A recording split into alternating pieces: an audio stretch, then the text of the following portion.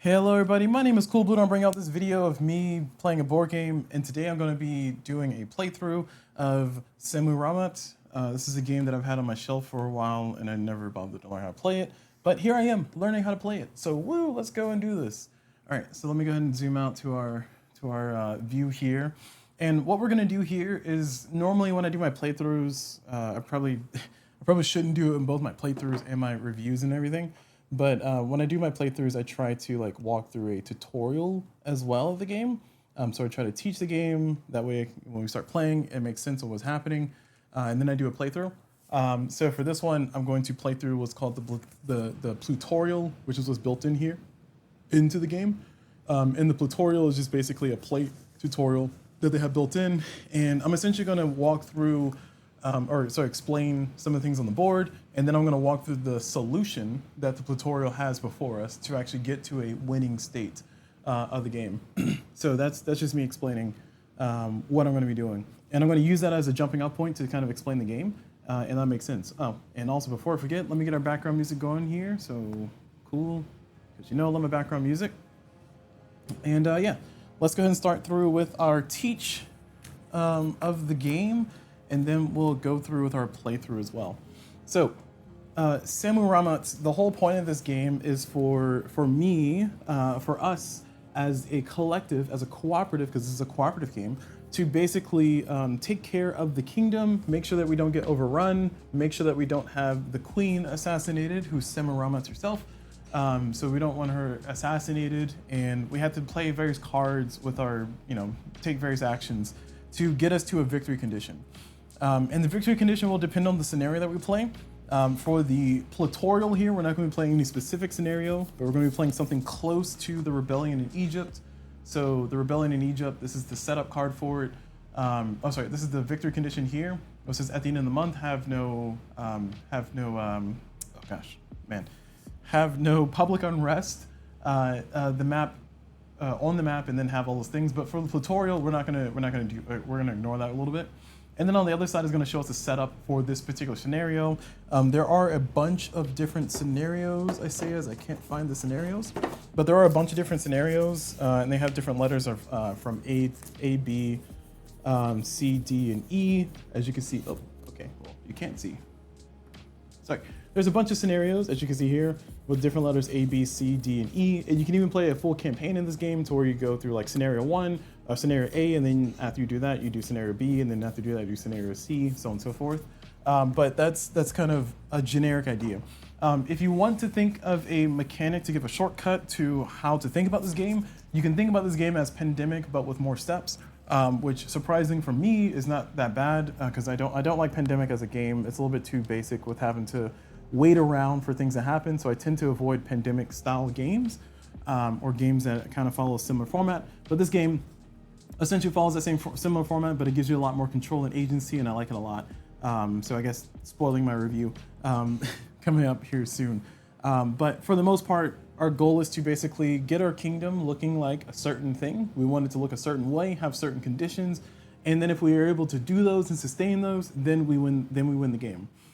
We can lose in a lot of different ways. One of the main ways to lose is if Sammu-Ramat gets assassinated. We don't want that to happen.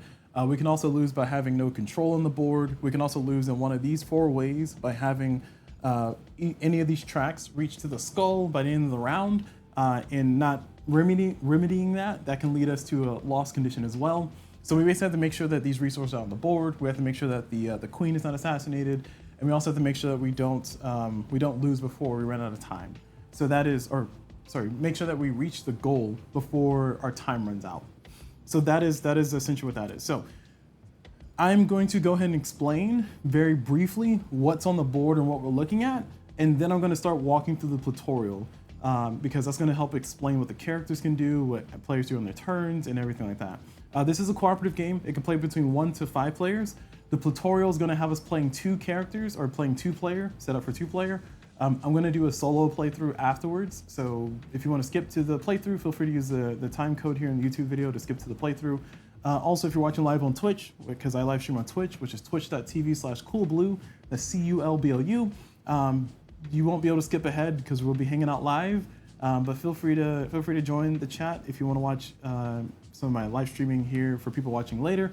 And then if you're here on Twitch, feel free to check out my YouTube videos and check it out there. Okay.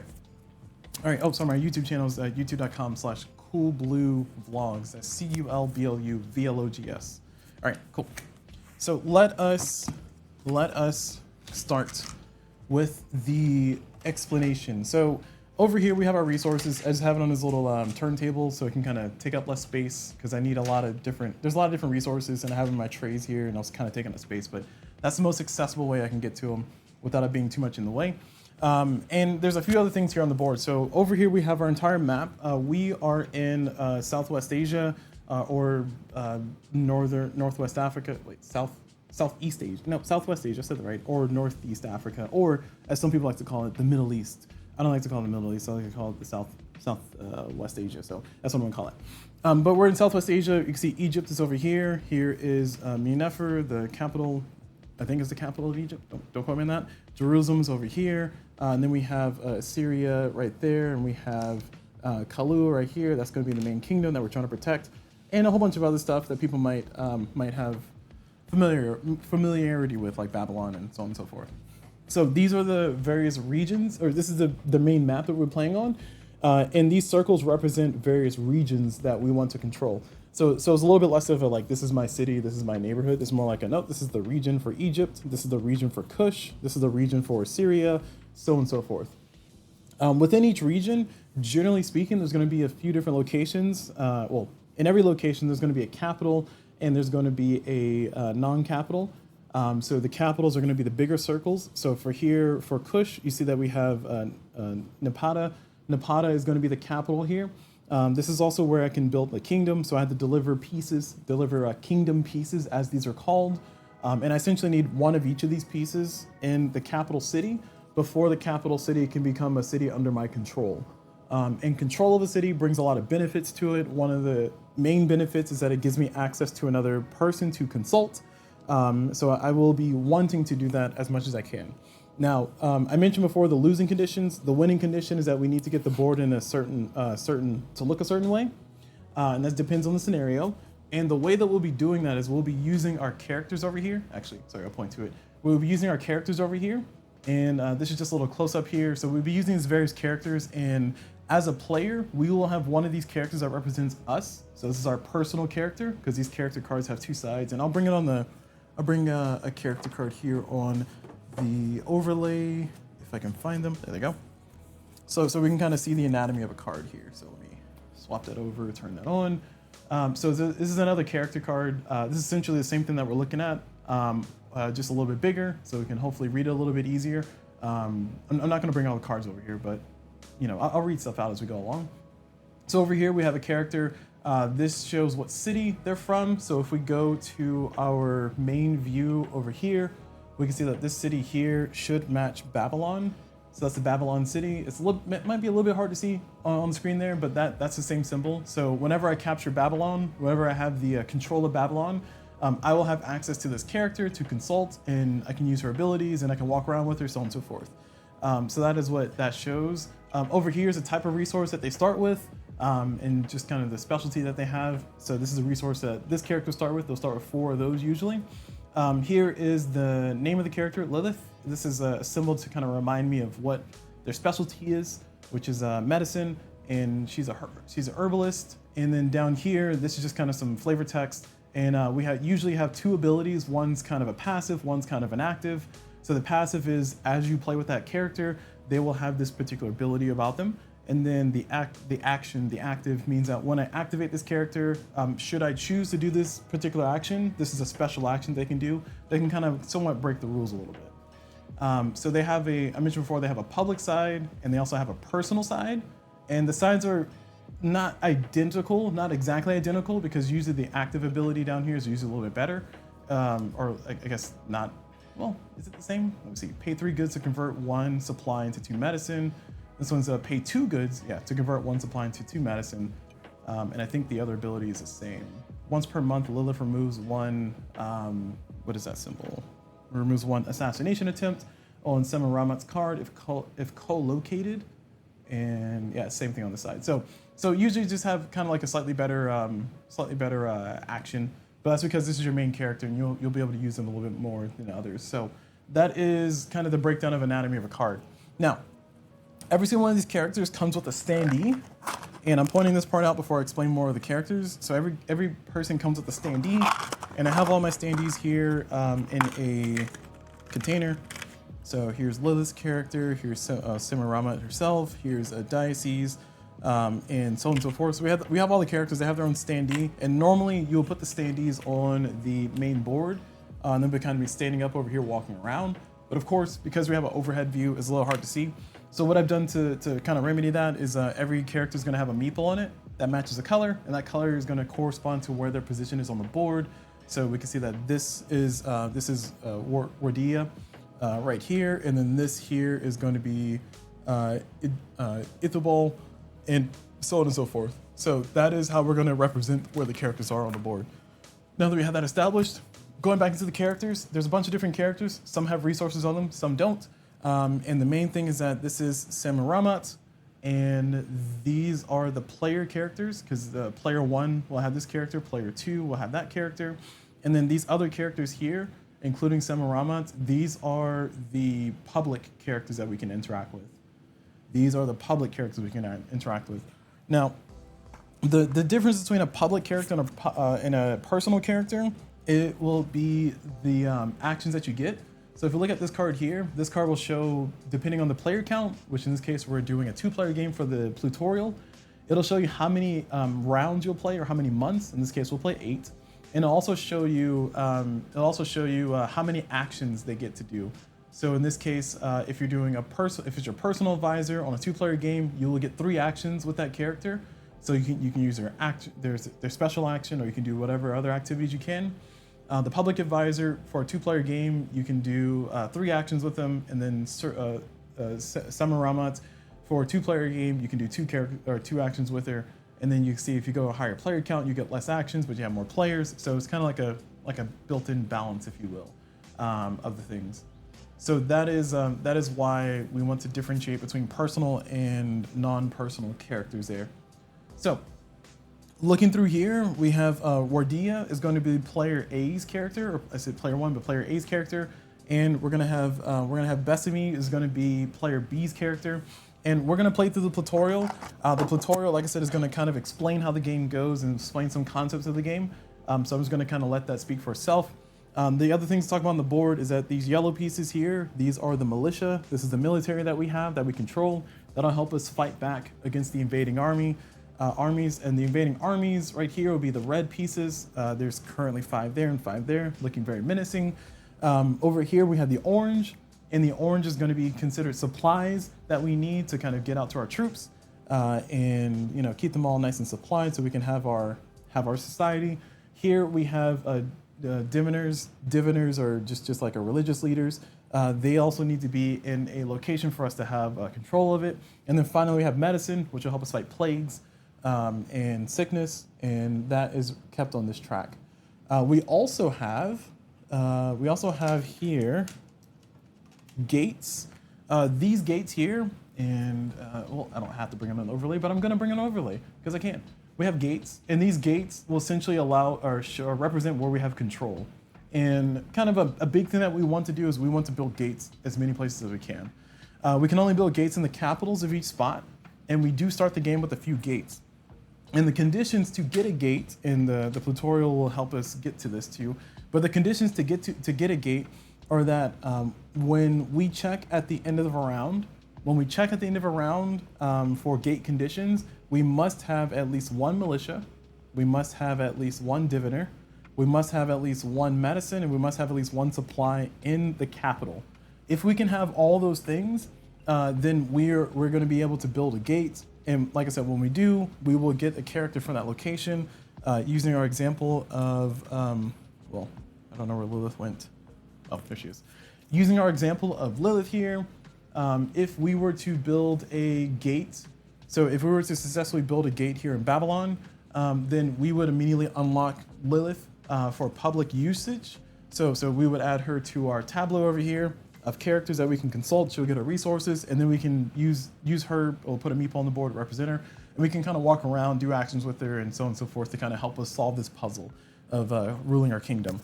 So that is essentially how that works. Okay, now that I've explained all that, let's go ahead and walk through this tutorial. A lot of front loading there, but I just want to make sure you guys have all the rules and stuff because, boy, this may or may not be my third time recording this. Not that you need to know that. All right. So in the Plutorial, we're not going to play with every single rule. We're going to play with most of the rules, and the Plutorial is going to call out these rules. We're going to start with some starter cards, a starting hand of cards. So player A is going to have these 3 cards, and I'll explain the anatomy of a card here while we're looking at it. The anatomy of a card is going to essentially be that this here is going to be the cost. So it's going to cost me 2 fabrics to play this card. Then I'm going to have to put one of these symbols, which is a raid symbol, in the bag of happiness or doom. And then I'll get this benefit, which will be the benefit of adding 2 militia for the character that I'm activating. So wherever the character is that I'm activating, when I do this particular thing, I'll add 2 militia to the board in the spot that they exist in. Over here, this card is I pay 3 fabrics, I add a nice happy thing to the bag of good or doom, and then I get 3 militia for wherever the person is, and that'll allow me to kind of get stuff. And this one here is what's called a technology. There's various technology cards. This will correspond to different chits that exist, which are these pieces here. So you might be able to see that. These bits and pieces, well actually these are player markers. These bits and pieces are technologies, various technologies that we can build, and that'll allow us to do things like be more efficient with moving our military, be more efficient with moving around. This one in particular will allow us to move around a little bit easier because we can spend one action, one of our very valuable actions to move around the board, and that gives us +1. So player A will have those cards, and then player B will have these cards, and the rulebook will tell us which ones to start with. You can see in the corner it says Plutorial, because we're gonna have these cards for the Plutorial, and that is gonna represent our Azure cards that we'll have in our hands.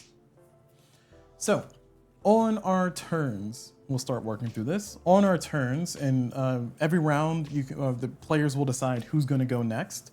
So what I mean by that is a round consists of, I should probably explain this earlier, a round will consist of the active player, the person whose turn it is, choosing who they want to consult. So they take their player disc, which in this case, I'm going to be playing the pink player over here. They'll take their consulting disc, and they will decide amongst all these characters here, besides other people's personal characters, they'll decide between their personal character that they have and other characters that exist on the board, including Sammu-Ramat. And they'll choose, okay, I'm going to consult that person. And when you choose that you're going to consult that person, what that means is that you're going to look where that meeple is, and all the actions that you're taking are from that perspective. And if you decide to move and everything, it's going to be you moving as that character. So in this case, with this example that I just chose, I now have the opportunity to do my actions. And in a 2-player game, I'm consulting a public advisor, so I'll be able to get 3 actions as determined by here, right there. So I will get 3 actions, and I'll do my 3 actions, and those 3 actions can be, I want to pay 3 goods to draw 2 Azure cards, so I'm going to pay 3 goods here, and it's going to allow me to draw 2 Azure cards here from the deck, and then continue my turn and add 2 more actions, so on and so forth. You can also, there's also some free actions we can do. I'm not going to talk about those free actions right now, but we're going to go ahead and get started with the tutorial. But as long as we have some context on what's going on, we'll start. Okay, so starting cards here. The players have the starting cards, and we shall start.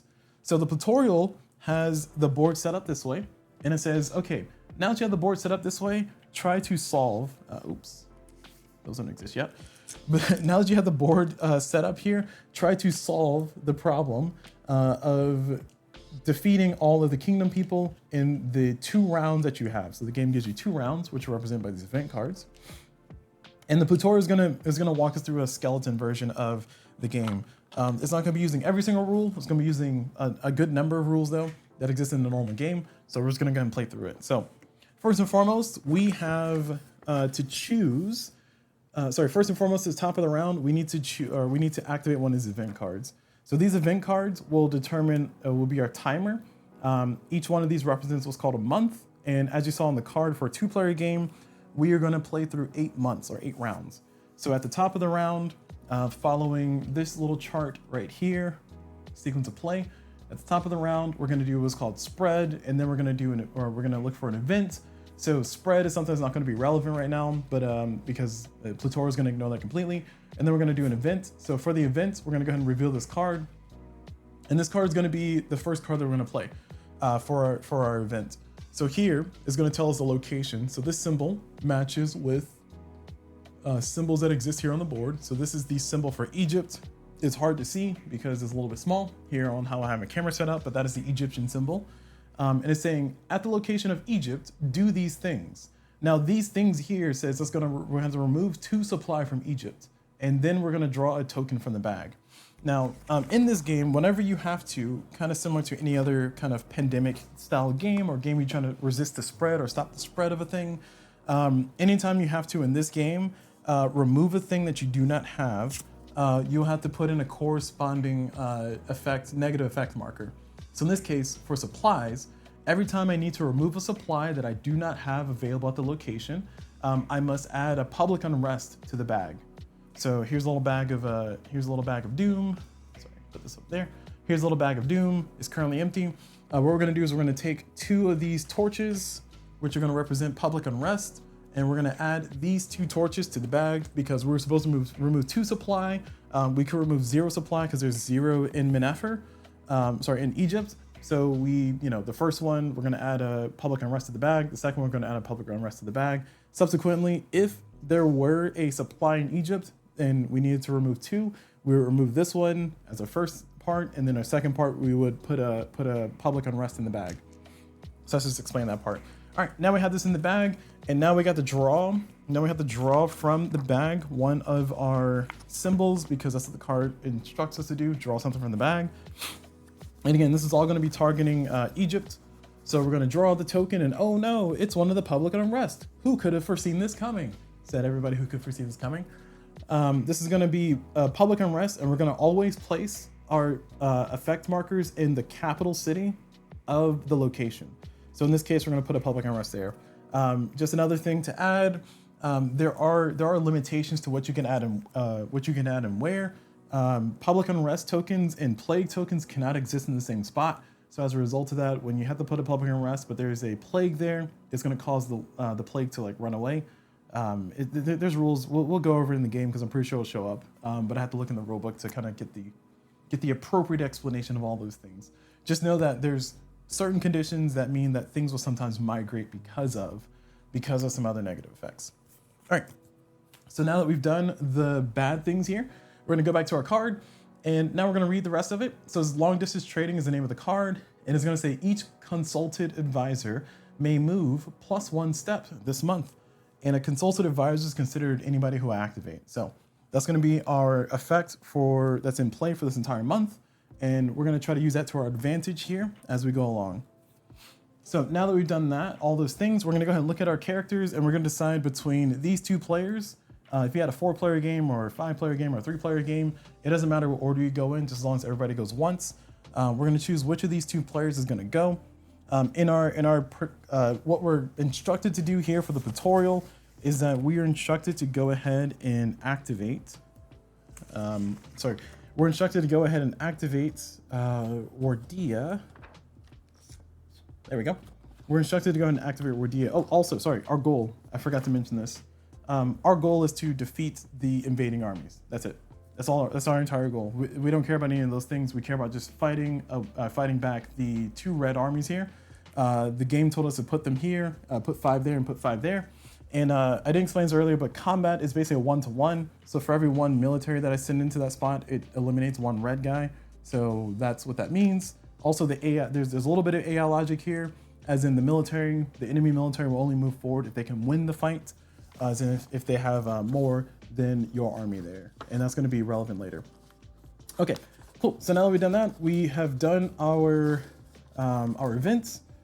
And now we are going to go ahead and choose player A to be our starting player. So player A is going to be our starting player. And they're going to choose which of these people they want to consult. They can consult either one of their own characters or consult those characters over there. The cards that player A has are... Make sure I got the right cards. Nope, got the wrong cards. Again, the Plutorial is very specific with how we're supposed to have it set up, so I'm just following that, just to clarify. Yeah, this is right. So player A is going to go ahead and look at their hand of cards, and they have these cards in their hand currently. And these cards are numbered on the side, so it's a little bit easier to find, especially for the tutorial. But you can see that the tutorial symbol is here at the top corner, letting us know that this is for the playthrough tutorial that we're going to do. And for our character, we're going to essentially decide that we're going to activate ourselves. So we're going to consult ourselves. So now that we've consulted ourselves, we are going to have a total of 3 actions because we're consulting a personal advisor here. So we're consulting a personal advisor. We have 3 actions, and we're going to decide, okay, what do we want to do? So first and foremost, what we want to do, oh, I got that backwards, didn't I? Yeah, sorry. It wants us to use Besame. My bad. This player's gonna go. Ha ha ha ha ha ha ha. I was correct. Sorry. Now you can see why I had to record this video a few times. All right, so this player's gonna go. Besame is gonna go.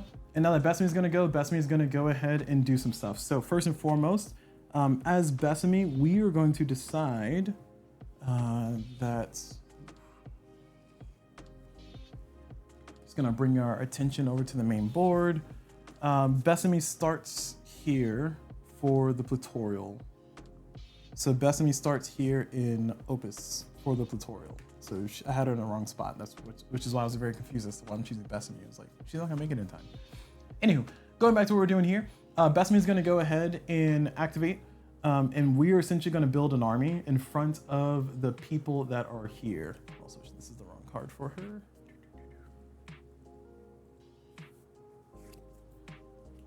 There we go. We'll get it together eventually, y'all. It's fine. Is that, yeah, so one, let me double check, 1 second. So she should have 101. And then, yeah, 101, 102, and 100. Okay. Yeah, the cards look the same, so it's throwing me off.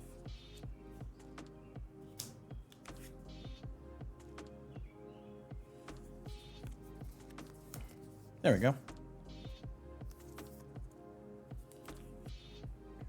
All right. So Besame has a hand of this for starting, and Ordia has a starting hand of this. So these are the starting hands for the characters. All right, cool. Now that we've established that, we can see why I was restarting this. So we're activating Besame here. In Besame, we're gonna go ahead and play 2 of our cards. Essentially, we're gonna build a military in this spot. We're gonna spend our textiles that we have, and we're gonna basically build these 2 cards. Now, when we decide to build a card at our location, first thing we're gonna do, is we're gonna go ahead and choose the card that we wanna play. It's gonna be one of our 3 actions. So we're gonna do action 1, we're gonna play this card. It's gonna cost us 3 textiles. So we're gonna spend 3 textiles, like so. And then we get to put one of these green symbols. The screen is making it look a little bit, it's being difficult here, but you can see right there, the green screen is. We put one of these green triangles here in the bag of good or bad. So there it is. And that's it. Sorry, that's not it. We get 3 army. So now we get 3 army. We're gonna go for here. We're gonna take 3 army. We're gonna put them right there in the optimal position. Cool, that's action 1. Action number 2 is we are going to, and we discard this card. Action number 2 is that we are gonna go ahead and play our next card. And this card is gonna be War with Utor. And we're gonna pay 2 textiles, and we're gonna essentially put a raid in the bag. So we put a good thing and a bad thing in the bag. So let's go ahead and do that. We're paying 2 textiles. Then we put a raid in the bag. And, oh, sorry, as I mentioned before, I do live stream here on Twitch. So I'm just mentioning that because, you know, I live stream on Twitch, which is twitch.tv/CulBlu. But we have Time Roller. Hello, Time Roller. Welcome, welcome. Time Roller says, whoops. Yes, whoops indeed. And we're gonna add 2 military to Opus, wherever Besame is. All right, cool. So that was action 1, action 2, and now we have one more game, or we have one more action. So with our 3rd action, what we're gonna do is we are gonna essentially run away. We're gonna just say, yep, I'm gonna be here. This is a bunch of nope. So we're gonna go ahead and move back to CulBlu. And we're gonna move back to CulBlu using the Queen's Road. I didn't explain this before, but the Queen's Road is this yellow line here. And the way the Queen's Road works is anybody who's on the Queen's Road, anybody I'm consulting, if they move along the Queen's Road, they can essentially teleport to any of the locations along this line. So I could, for one movement action, go all the way over here. That is something I can do because I'm using the Queen's Road. And if there's enemies in the way, so for instance, if I want to go from here over to Susa, I could not because I'm going to be stopped by the enemies. So therefore, the Queen's Road is broken, so I have to make sure I'm defending it, so on and so forth. But Besame is going to go all the way back to CulBlu using the Queen's Road. And that is going to be the end of this player's turn. Oh, sorry, Time Roller says here in the chat, not seen this. Yes, this game is Sammu-Ramat. This is a game that, it's by Ion Games. It's a game that I've had for a while on my shelf. I just never stopped to play it because I was like, oh, pandemic-like. I don't know why I bought it. And I do know why I bought it because I like history games that don't just deal with the generic I'm a Viking or look at the settlers of Catan or whatever. It's like, give me a history that's like cool or something that I haven't thought about or something that I can sink my teeth into. And this is like, ooh, Egyptian history. Yes, give me that. And not like, you know, the other kind of Egyptian history, like the actual figures that existed in history. Anyway, going back over to here, we're gonna switch over to our card view. So we finished, Besame has done the actions, so player B has done all the actions. And now we're gonna go over here and this character, this player, is gonna decide what they wanna do. So we're gonna decide if we wanna consult any of these particular characters. We are gonna do pretty much the same thing. We're gonna consult ourselves, and that's gonna give us access to Wardia's abilities and movement. So now that Wardia is here, what Wardia is gonna do is she is going to, oh, geez. All right, another board update. Just to kind of switch the camera back over. Wardia is supposed to start here for the Plutorial. Man, this is the whole thing. I thought I had that fixed. Anyway, she's gonna end up over here, but we'll explain how she gets here in a second. Wardia is going to start there in the middle. That's where she's supposed to start. Let me double check. Yeah, okay.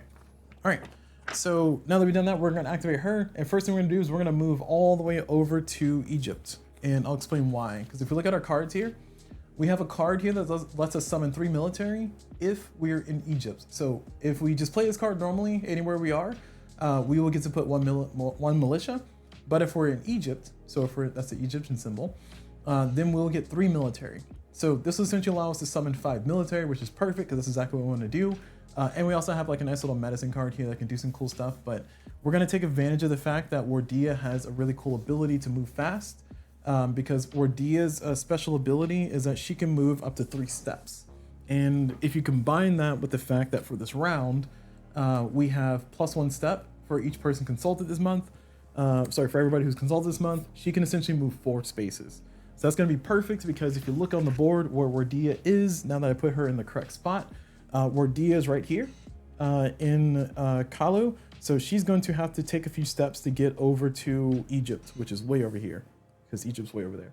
So she's gonna have to do 1, 2, 3, 4. Oh, would you look at that? She can move exactly 4. Wow, it's almost as if the Plutorial is walking you through it with the setup. All right. Again, my apologies for having Wardia in the wrong spot, just like I had Besame in the wrong spot. Okay, cool. All right, so that's all done. I just moved. Okay, cool. So I just moved here. So that's action 1. Action number 2 is I'm gonna choose to play this card here. And we're gonna spend 2 of the textiles that's on Wardia. So we're gonna spend 2 of her textiles right there.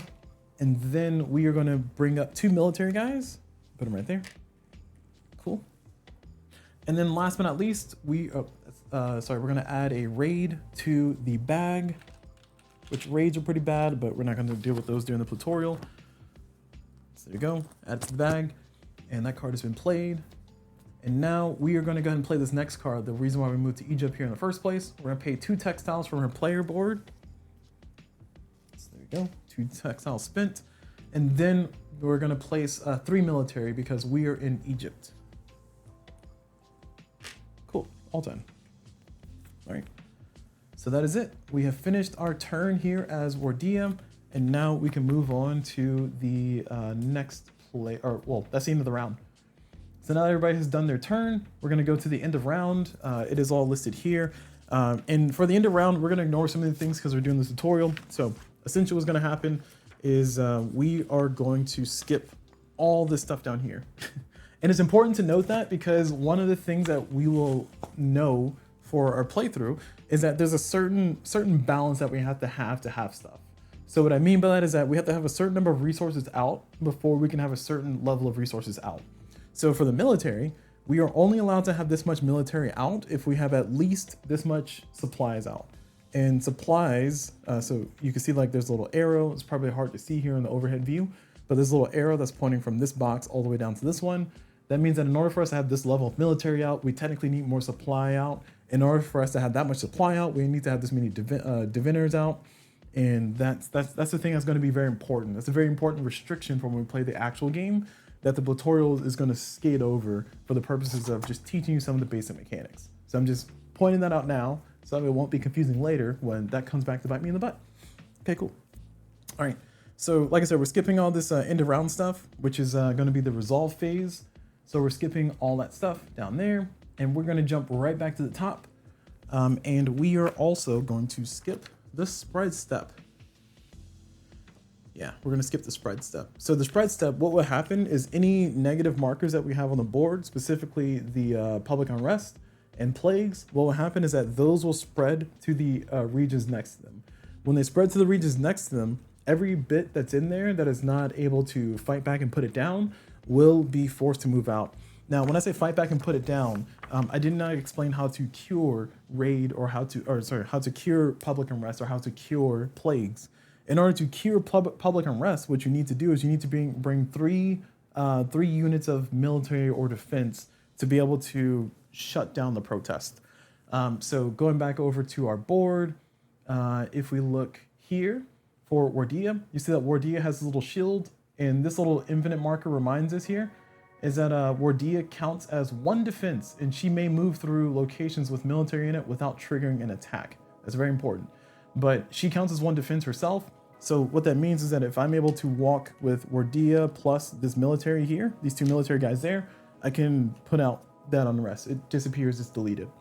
So that is very important to know, because if we were doing the actual spread, what would happen in this case is the spread will technically only go here, because it would fail to go here because there's too many defenses here. They can't be unruly when there's military right there. But the spread will go there. And one last thing to say about the spread, as far as my understanding of the rules, and I'll double check this when it comes up in the actual playthrough, is that the unrest stays within this bubble. So there's no more spread past it filling up the entire bubble. On the one hand, it seems kind of like, okay, I thought it was like pandemics, so it's going to keep spreading and spreading and spreading. But on the other hand, it kind of makes sense because everybody's like, mad about things happening in Egypt. They're not going to just spread it all to the next city unless it says otherwise. But it is going to make it harder to kind of put down the full unrest, because we have to first move over into the unrest, which we're going to stop there to cure it, deal with it. And then next round we have to walk over here to kind of cure it and deal with it. So that is just kind of me explaining a few mechanics that are not going to show up here in the Plutorial, but I don't want us to be confused once we get to that part. And then Time Roller here says in the chat, it says, fight back and put it down. Sounds like my wife when I grab her dessert. Yes, indeed. Or sounds like my partner when I try to grab like their fries, because it's like, ooh, can I have a fry? And they're like, no, these are my fries. So I can relate. Okay, so now that I've explained all that, we're gonna ignore the spread. Now we're gonna move on to the next round. We're on the next round. We're ignoring the spread. We're doing the event card. And this event card is going to have us do some stuff. So first things first, we're gonna look for this symbol, which is gonna be Pragia up here, or Pragia. That's that symbol right there, so it matches. And for this one, we're just gonna draw a token from the bag. Now the Plutorial tells us specifically that anytime we need to draw something from the bag, we draw a public unrest. So we have all these symbols here in the bag. We have all these symbols here in the bag, but we're gonna draw a public unrest only. So I'm just showing you all and explaining why public unrest is gonna happen. But we put that there. Okay, cool. All right, now there's public unrest. Oh no, that's the worst. So many bad things. Okay, cool. Now that happens, we're gonna have to pay 5 goods total between all advisors. So not great, but we're gonna go ahead and do that. So we're gonna pay 5 goods total between all advisors. That's crummy. I don't like that at all. Let's see, what does the Plutorial have us do?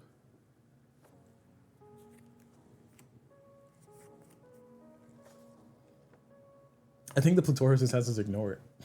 Wow, that's broken.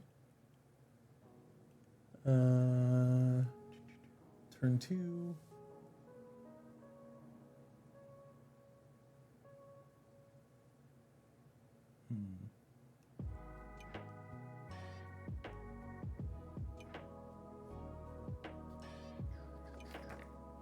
Yeah, it looks like the rulebook just has this ignored. I'm just double checking to make sure I'm not missing anything here. Yeah, so enemy movement. Okay, I see. So it says flip the event card. The war plunder tells us to do the thing, and then the effect tells us to lose 5 goods in total between your advisors. So okay, so it's telling us which one to discard from. All right, got it. So we're gonna kill the 5 goods from this guy, and then we're gonna kill a good from Dinah. Sorry, Dinah. All right, there's our 5 goods. All right, trying to make sure the rulebook didn't have me lost. And now that we've done that, we're gonna continue on with this. We're gonna do enemies attack. So enemies attack is that all the enemies are gonna move forward 1 on the board. So they're gonna move forward 1 on the board. So they're gonna go, and their goal is to march towards CulBlu and take out CulBlu. So every enemy that we spawn will always be marching towards CulBlu.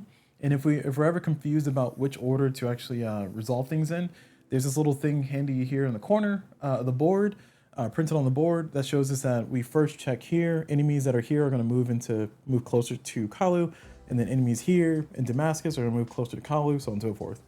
So in this case, it's not really going to matter a ton, but we're going to move in the direction of CulBlu. So we're going to march all 5 of these guys here, and then we're going to march all 5 of these guys here.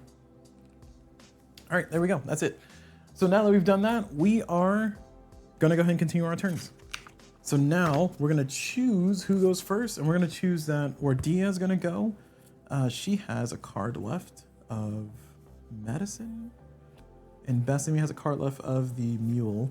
So Wardia is going to go, and Wardia is going to try and go. Oh, actually, did I not march them? I see. I missed my first march order. So these guys would have been here at the top of the round, and these guys would have been here at the top of the round. So last round I forgot to march the enemies. That's my fault. So this round these guys are going to march here into Tyree, and these guys are not going to march in because, like I said before, they don't have enough to win the fight, so they're going to just chill out there. All right, now that I've caught up, we're going to go and focus on Wardia. So player A over here is going to go, and player A is going to go ahead and activate their character, and their goal is to just run home. So they're going to go ahead and run on home. So they're going to activate their character, and they're going to move to Jerusalem, which is right there. So they're going to move to Jerusalem, 1, 2. And note that one of the special abilities for Wardia is that she is able to move through locations with enemy military. So in that case, she's able to do that. The rulebook is just trying to show us that, hey, this is a cool thing you can do. Look at this one cool trick. And that's what that's showing for us. So glad we established that. Now that we've done that, we're going to go ahead and do a trade action between Wardia and Ithobal. Ithobal and Wardia are in the same location. So the pink meeple and the green meeple, pink meeple, they're in the same location. So we're going to go ahead and swap resources between each other. This is a free action that we can just basically trade resources while we're co-located. So in this case, we're going to take 3 of the gold that Ithobal has, like so. And the reason why is because we want to play that card. And that card allows us to spend 3 gold to get a medicine wagon, which allows us to carry 2 medicine, which is good. And there we go. We now have the technology of medicine wagon. And we will now have the ability to carry 2 medicine. Now, I should explain this whole carrying mechanism because I have not explained it here because it has not been relevant.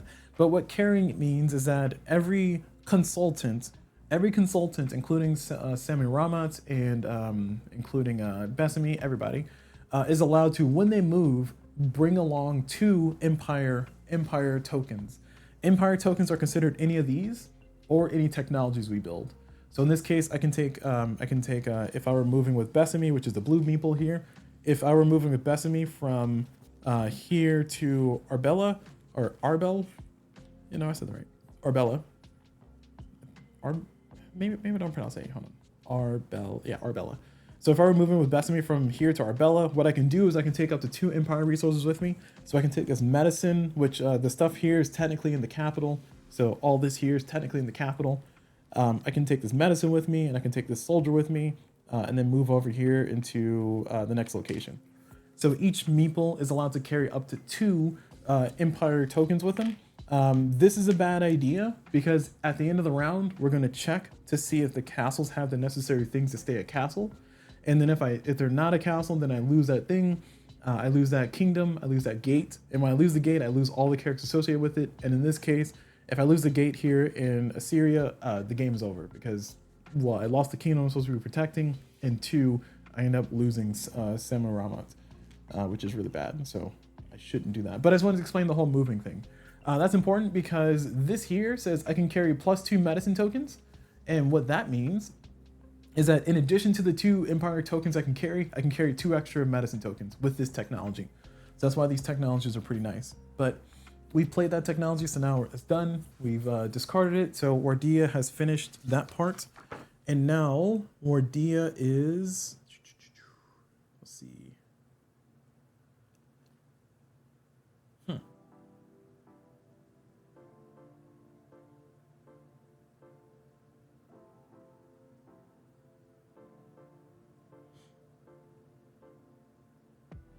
Oh, I see. All right, I missed a step.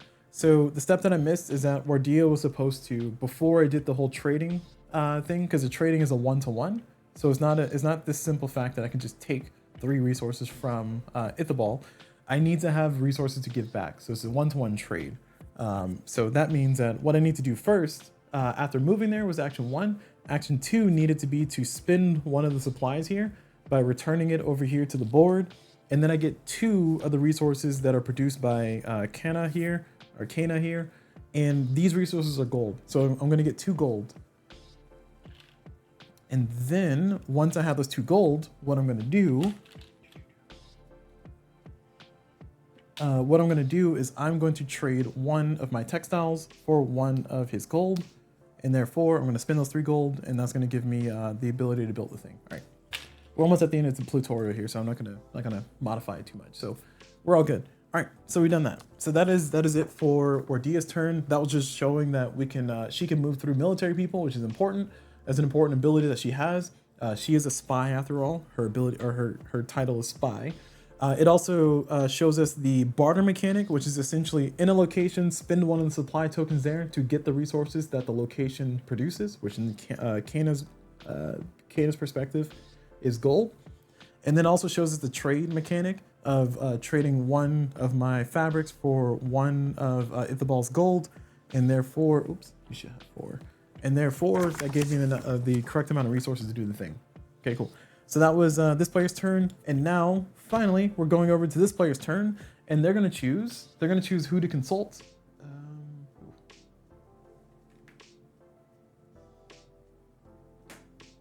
Sorry, my controller is being very weird today. I think it's a power issue, if I'm being honest. This player is going to choose which of their characters that they're going to activate. They can choose a personal one or any of the other ones. They're going to decide to activate Sammu-Ramat.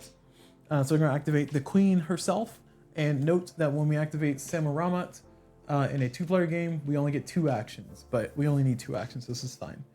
So now that we've activated Sammu-Ramat, what we're going to do is we're going to go ahead and Besame, or the player B here, is going to activate their Sammu-Ramat's ability. One of her abilities is that she can pay, there we go. One of Sammu-Ramat's abilities is that she's allowed to play 1 Asher card, ignoring its cost. So we can play this card for free. So we play this card, which normally costs 4 textiles, which we very much do not have on our personal character. But we can play this, and we're going to discard it like so. And that is going to create the donkey, which is one of the technologies that we have. So there is a little donkey there. And we get to choose where this goes. Let's see. Oh, okay, I lied. This is going to go on the character that built it. So it's going to go on Sammu-Ramat. That's fine. She has a technology now. And the donkey, what that allows her to do, that allows her to have +1 movement whenever she moves around. So cool stuff. And then for my second action, we're going to activate her second action, which allows us to, for each of 1 or 2 armies, move attacking 1 or 2 steps. So that essentially allows us to march our armies. We can march our armies to go and take out the people. And clearly you see where that's going to go. We're going to send this 5 militia over here to take out those 5. So these are all eliminated. And then finally, we're going to take these 5 here to march over here, take out those 5, and those are eliminated. And that is our conclusion. We are now in the end state that the tutorial wants us to be in. And that end state is to eliminate all of the red military. So there you go. That is it. We have successfully done the Plutorial. It only took us just as long as it did to play the game. Who would have thought? Who would have thought, right? Right? Okay. So now we finished Plutorial. Hopefully that gives us an understanding of how the game works. Again, a lot of stuff going on, a lot of moving parts, but I wanted to make sure to do the Plutorial because I feel like it's a reasonable way to teach the game and talk about all the mechanisms, because then I can just do my playthrough in peace, and I'll talk about other rules that have not been mentioned as we go.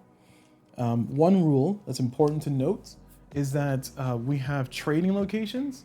So these trading locations here, which are in the capitals or Damascus, these trading locations allow us to do trade, and trade is a 2-to-1.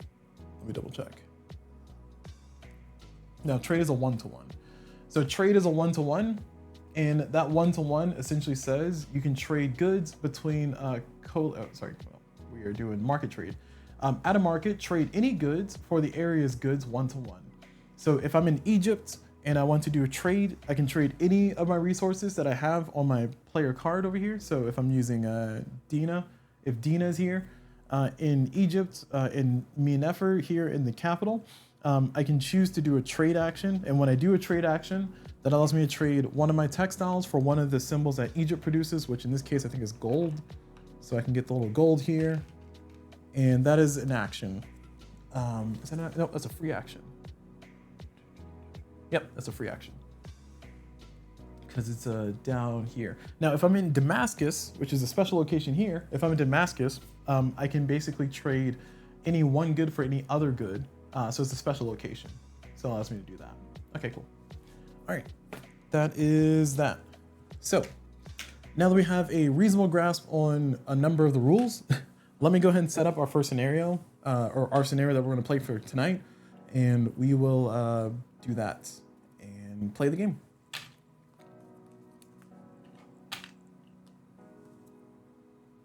Kind of hate that teaching this game took that long, but I feel like it was necessary.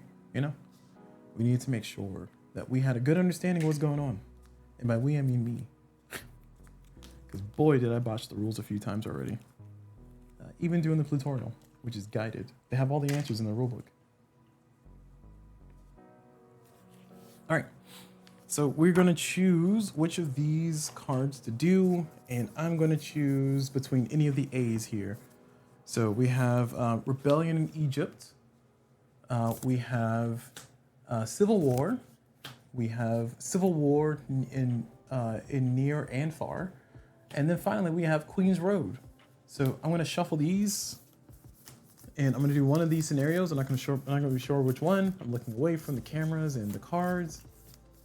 And we're gonna choose this one, Civil War. All right, so we're gonna do Civil War. So Civil War, the goal for Civil War is at the end of the month, we want to have no public unrest on the map and have at least 3 military and one diviner in Babylon, in Pargia, and Cana. And of course, I don't want to lose my kingdom here. And then another thing to note is that there's also going to be effects here. So at the end of each of these specific months, these things are going to happen. And that's going to basically generate enemy military is going to come in and try to mess with me, or some negative effects. So those are things that are going to impact me. So I got to be very cautious of these things and very aware of these things. All right. So for setup, we're going to flip over to this side and we're going to do the setup. So for setup, we are going to move that there. And I'm going to just use the screen here to help me see those. So for setup, we are going to start. Let me first get everything off the board. Clean up a little bit.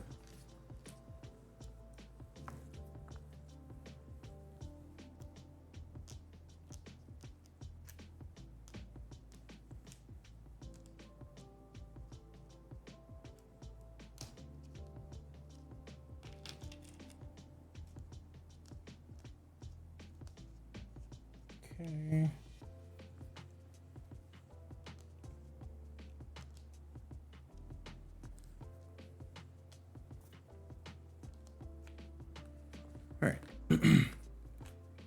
just trying to get everything organized here. Let me just get these pairings.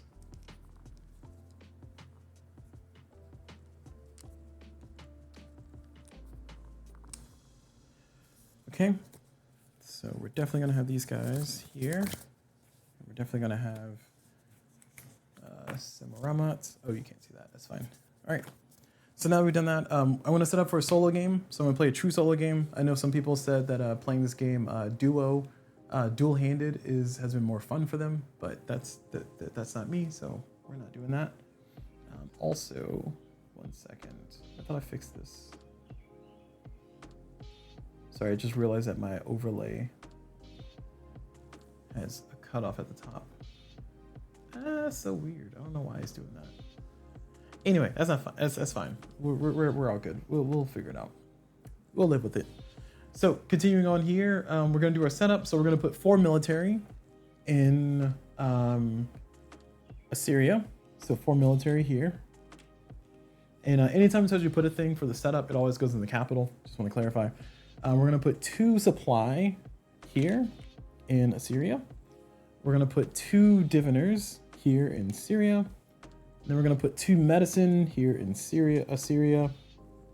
And then finally, we're gonna get a gate. And we're gonna put 1 diviner on the gate to show that there's a diviner here, and 1 military on the gate to show that there's a military there. And we have successfully captured that location. All right, so that is one of our starting locations. Of course, we're gonna always have that location. From what I understand, we're always gonna have a location, but I don't know. It might be a scenario where you don't start with that location. Next, we're gonna have 2 military in Babylon. We're gonna have 1 diviner in Babylon. We're gonna have 1 medicine in Babylon. No gate. And then finally, in Egypt, we're gonna have 2 military in Egypt. We're gonna have 2 medicine or 2 supply. We're gonna have 1 diviner, and we're gonna have 1 medicine. And we will also have a gate starting there. So we have 3 gates, 2 gates. Okay. So the game clearly wants us to make another gate here in Babylon or Babylonia. We just need to get a supply out there. All right. So it's gonna be the starting map here. For that, now we're gonna put the enemies out. So we're gonna get 4. We're gonna get 4 red guys in the swirly place, which is Urartu. Now, anytime we have to spawn any enemies, they're always gonna spawn as far away as possible from CulBlu. So in this case, these guys are gonna spawn out here in the furthest away. This is only like a hop skipping away from CulBlu. So, you know, it's not great. So we got some enemies kind of barreling down on us at the start. We're gonna put 2 of them in, where is this place? 2 of them in Medes. Then we're gonna put 2 more in Elam. And then we're gonna put 2 more in Cush. There we go. So that's our starting enemies. And now we're gonna seed the bag. We're gonna seed the bag. So let me get all these things in here out of there now. Oops. And we're gonna start the bag with 1 plague, which is not great, but it's what we're starting with. 1 plague. We're gonna start with 1 coin. We're gonna start with 1 raid. Okay. And that's all gonna go in the bag. So we got 3 things in the bag. And then finally, we're gonna start with some public unrest around the board. So we're gonna start with public unrest in Babylonia. And how can we do that? Oh, we don't have enough military, I see. Yeah, we need 1 more military to get that public unrest squashed here in Babylonia. So we're gonna start with 1 public unrest there. We're gonna start with the public unrest here in Phrygia. And then we're gonna start with the public unrest here in Cana. All right, I hope I pronounce these things correctly, but I'm probably not. All right, now finally, what we're also gonna do is we're also gonna determine who our starting court is. And the way that we determine our starting court is we look at who we have control of, or what locations we have castles in. And we start with a gate, as I think I said castle, but we start with the gate in Syria, which is this symbol here. So because we start with the gate there, we get all the characters for Syria, which of course is going to be Sammu-Ramat and all of her normal court. So we'll have those characters here available in here, like so. And then we are going to have control of Egypt. So that means that we do get Amunet. So Amunet is going to also be in our initial court, and we have the potential to get Lilith from Babylon, but we have to get control of that place and get a gate over there. And then once we do that, that'll be great, and then we can do some cool stuff. All right. So I mentioned before, we're going to also play single player. So a single player, we're going to play with 7 months. So how we do our months is that we take our event cards. We take our event cards here, and I'm going to shuffle in the 2 that I just had from the Plutorial. We're going to give these a good shuffle. Shuffle, shuffle, shuffle, shuffle. And I'm going to draw 7 of these, or draw 7 of these and put them face down. I'm going to put them all in a single stack, but it normally goes over here on the side of the board. But of course, for space reasons, I don't have it fully showing over there. Sorry, I keep having hiccups. All right, so that's a good little shuffle there. Wait, I'll give it a little more of a shuffle. There you go. All right, cool. So that's a good little shuffle there, and then we're gonna draw 7 of these face down. So 1, 2, 3, 4, 5, 6, 7, and we put our events stack away because we don't need it anymore unless something tells us to draw an event. It's a nice shuffle, and these are our 7 events that we're going to draw from. I'm going to put the draw pile over here off to the side, as I draw them, I'll kind of put them where the 1 through 7 are, so we can know what round we're on. All right, and we got our player aid cards. Yep, over there. Some additional things that we need to do is that, we also need our starting hand. So let me shuffle up our Azure cards, or Asher cards, Ashura.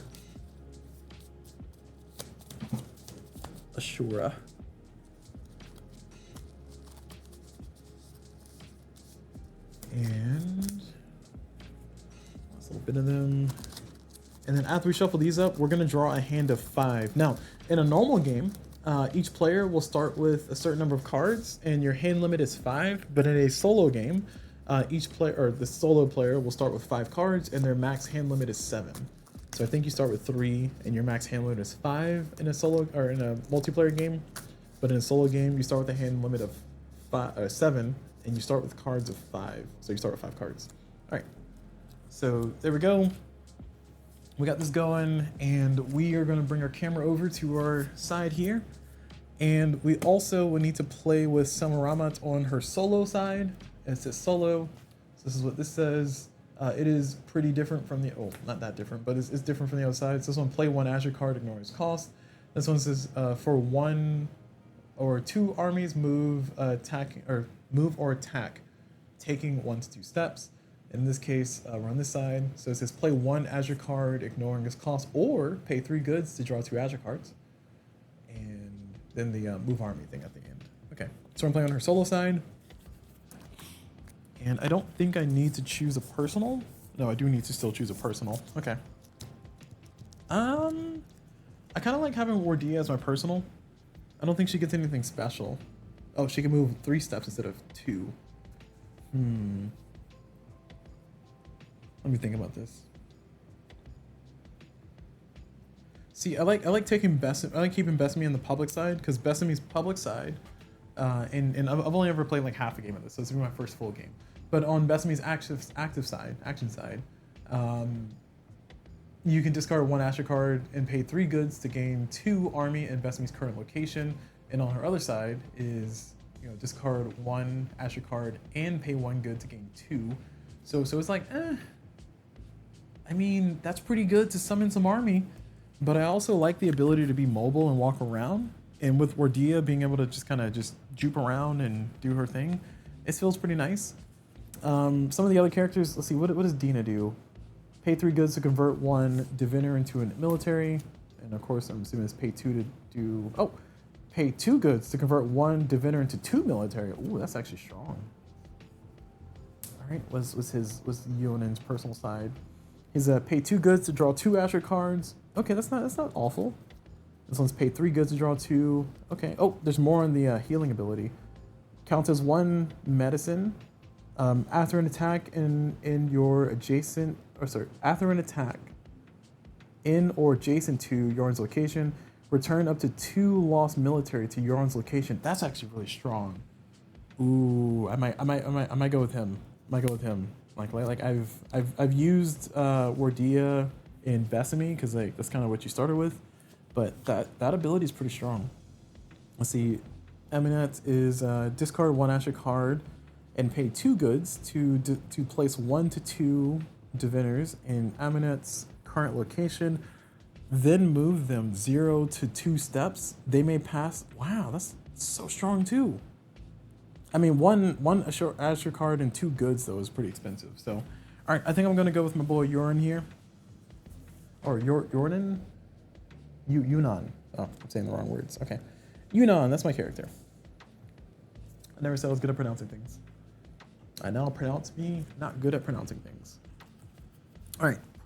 And when we're playing our game, we will start with a certain number of goods on all the characters. I need to double check the setup here, but I think we start with 4 by default, and you can do as many as 6, anywhere between 4 and 6. So 6 is the easier game, and so on and so forth. So let me see.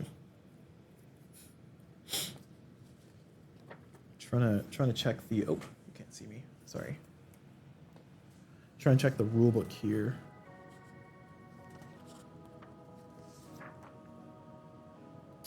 We'll see. There we are. For each Ishtar gate, find the character card with his home and displayed area. Add 3 goods to the indicated type. The indicated type on the character card, except Sammu-Ramat. You may add 1 or 2 starting goods for each advisor if you want to make the game easier. Okay, so 3 is a default. I think I said 4 because I was following the demo there. All right. Okay, cool.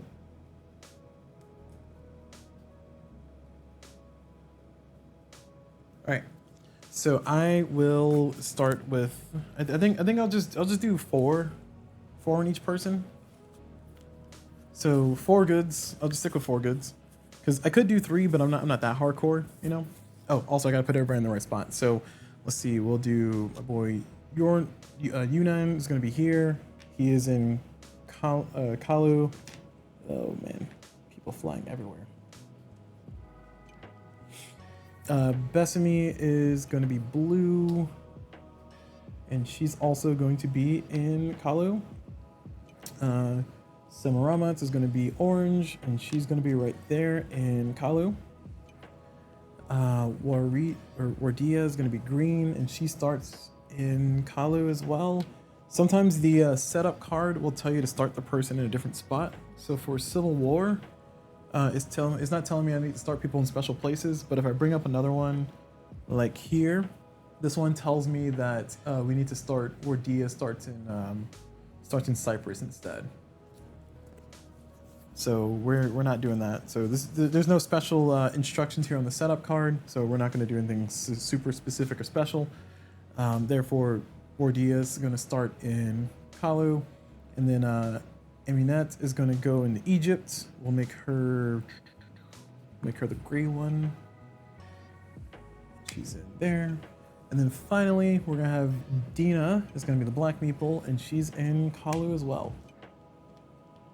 So clearly we got a lot of work to do, because our goal to win this is to, this is our primary goal. Our goal to win this is at the end of the month have no riots. Oh, sorry, I forgot to add that. There's public unrest.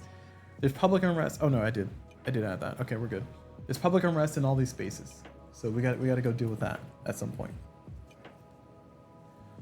All right, so have no public unrest on the map, and have at least 3 military and 1 diviner in Babylon, Fargi.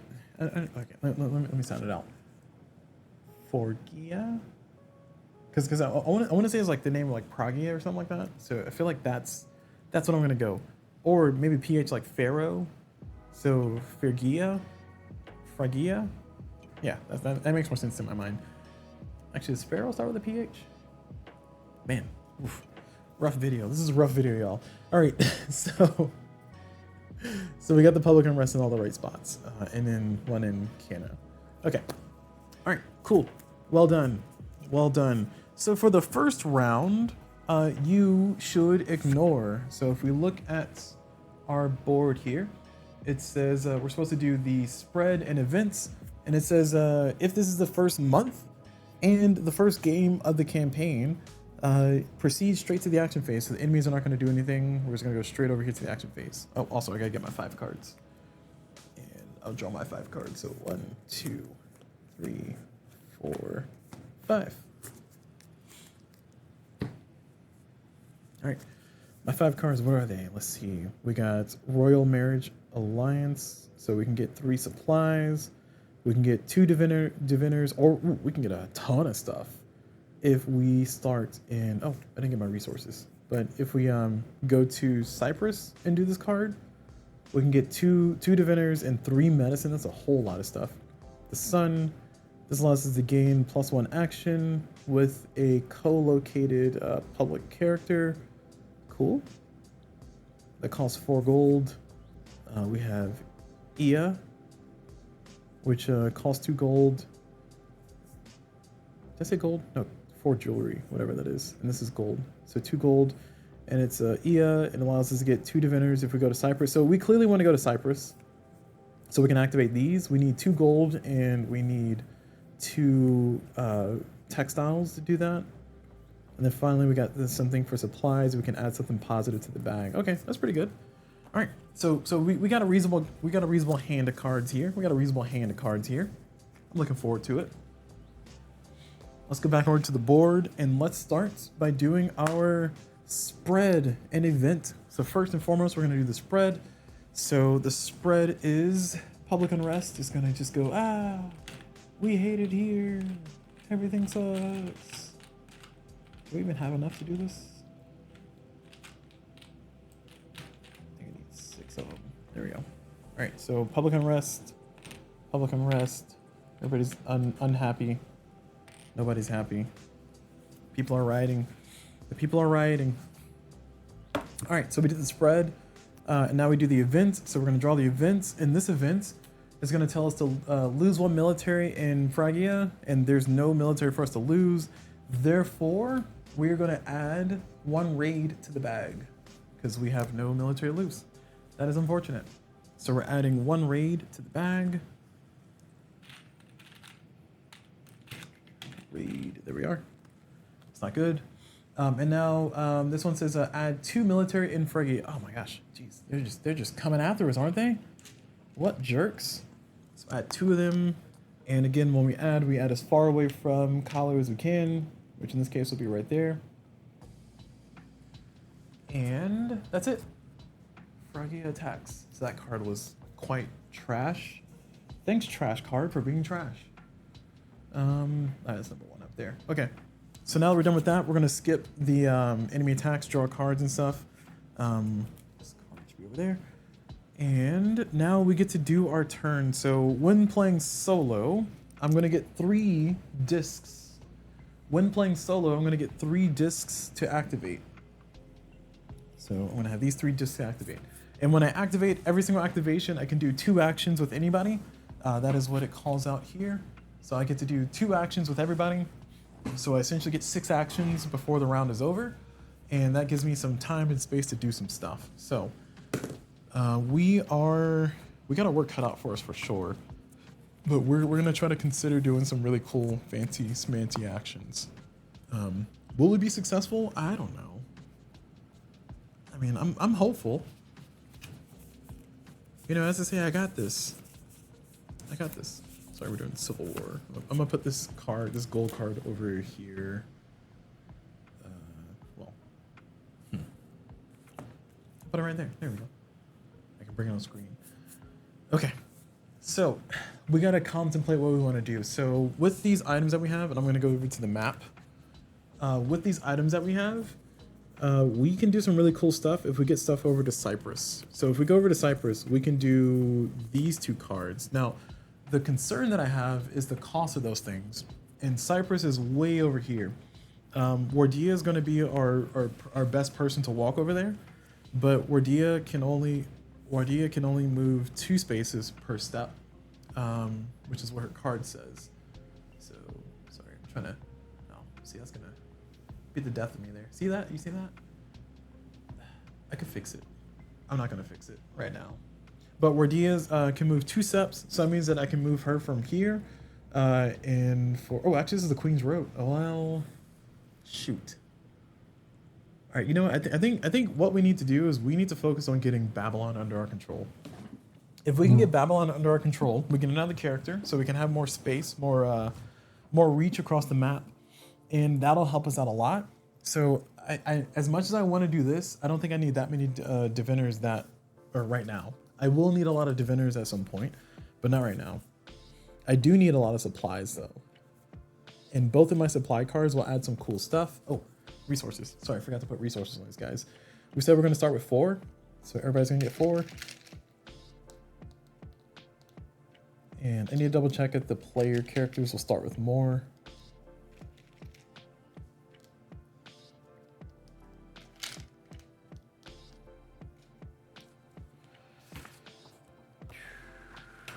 Let's see the rule book.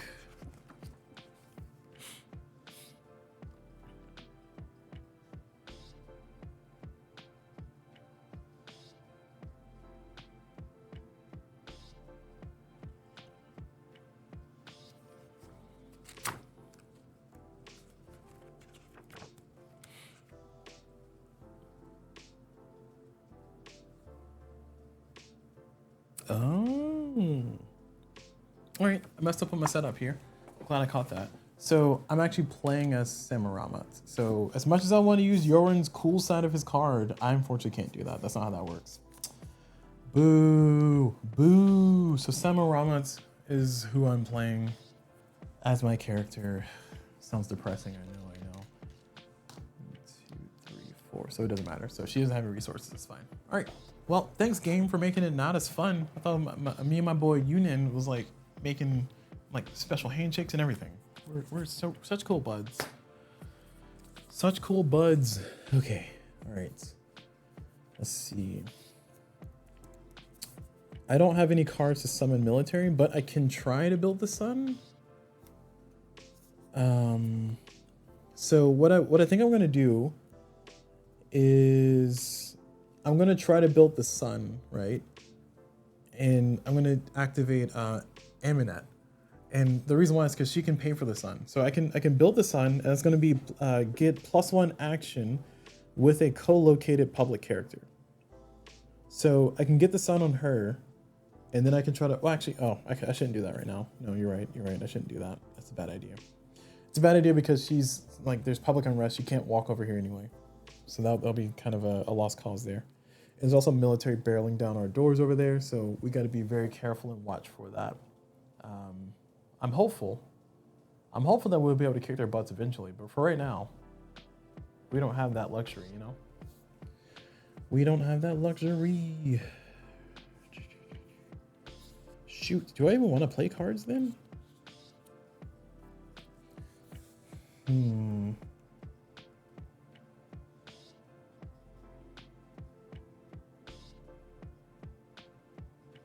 All right, so I don't think I want to play any cards. So I want to summon. Military people.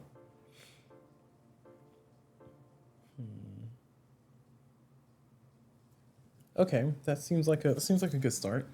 So I'm gonna activate Dinah. I'm gonna activate Dinah here, and it's my first activation. And I'm going to activate Dinah. I'm going to use her ability to pay 3 goods to convert 1 diviner into. Oh, it's only 1 to 1. Never mind. I thought it was 1 to mini. Nope, I lied. I don't want to do that.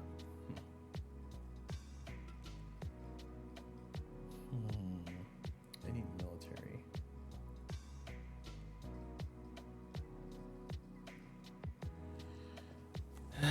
Okay, so we're gonna activate Besame, and our goal is to try and kind of tamp down on the riots here. So if we can do that, that'll be great. So we're gonna activate Besame, and we're gonna throw away. It says discard one Asher card, and I think I'll. Man, I really don't wanna. All right, you know what? We do wanna. We do wanna because we're gonna. I'm gonna play this card, which is going to cost me 3. So it's gonna cost me 3 textiles, and I'll take them from Besame here. And that is going to add 1 token to the bag, 1 token of good things to the bag. I don't know what this token means, but hopefully I draw it. So I added that token to the bag, and then we are going to get 3 supplies. So it's going to allow us to unlock this here. So we're going to get 3 supplies, which is just grabbed, and we're going to put them all here. So now we have 3 supplies. Now that we have the 3 supplies, action 2 of my second actions here is I am going to. I cannot activate the same character twice, can I? Okay, in that case, I'm going to go ahead and just have Besame go ahead and move out, and we're going to try to go over here and start putting down those riots over there.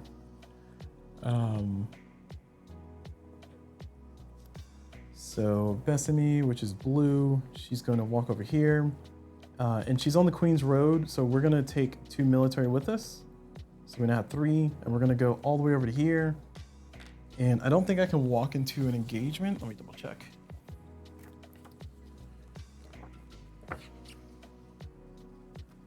I am double checking. It says, when you move along the Queen's Road, you can move to any location in 1 step as long as the movement does not pass a location where there's an enemy, plague, or public unrest. You may end your movement in locations with only effect markers. With these effect markers, if you have the right symbol. So, Besame has the shield symbol, which means that she counts as 1 defense. That allows her to be a part of putting down the public unrest. So she will do so. So there we go. We have put down the public unrest in that location, and we will prevent public unrest from going there. And we're just gonna chill out there for a second. All right. So that is my 2 actions with Besame. That card was pretty cool, and it goes to the discard now.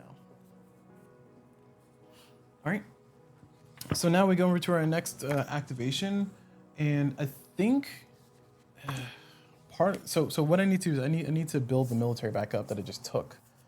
The thing that sucks is that the character I just walked over there, which is Besame, she's the one who can do the summoning of military.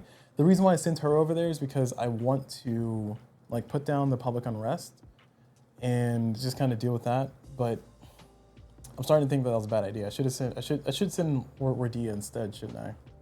Yeah. All right. We are swapping those 2. And what's happening is I'm saying that I did all these things that I just did with Wardia instead, because I'm now going to activate Besame. So just to go back to the map here, Wardia is the one who did all those things I just did. I don't know what you're talking about. She was the one who's doing it all along. So Besame is going to be the one here. And with Besame, I'm going to go ahead and use her ability, which I kind of don't want to do. Oh, that's what I was going to do. Besame is going to go ahead and eat one of the supplies. So we're going to eat one of these, and it's going to give us 2 goods. It's 2 goods. Let me see. We're going to do barter. And that is barter any 2 goods into 1 supply, or 1 supply into 2 area goods. So we ate that 1 supply, and we're gonna get 2 area goods, which are currently textiles. And now that we've done that, now we are going to use her ability, which is to discard 1 Asher card and play 3 goods. So 1, 2, 3. And we're gonna discard 1 of these cards, which I think we will discard the supply one. Well, I don't want to do that. Yeah, I don't want to do that. We're gonna discard this one. That needs the gold. So we're gonna discard this one, and we're gonna get 2 military where she is. So we just kind of refill our military, make sure we're not getting caught too much off guard. All right, so that's it. We're done with Besame's turn, and now we're gonna move on to our last action. Yeah, I think it's pretty easy for me to just call this one. I'm gonna go ahead and do Sammu-Ramat, and I'm gonna play the sun. And I probably should have did this at the beginning. Now I'm thinking about it, but I forgot that she can just play a card for free. So we're gonna play this card for free. We're gonna build the sun, and that is gonna give us a bonus action. Again, I should have done that earlier because I could have had 3 actions on everybody, but that's not how I played it, so that's not how I'm gonna do it. I have to think better next time. And that is it. We're now done with all of our actions. So we're at the end of the round. So now we're at the end of the round. Sorry, I'll go back over here. We're gonna go through these actions here, this resolution phase. So we're gonna go for the action phase, which is what we just did. Resolve phase, we're gonna check. So the things we're gonna check is we're gonna check the Empire board. Now when we check the Empire board, what we're checking for is we're checking to see if these tracks match up to where they should.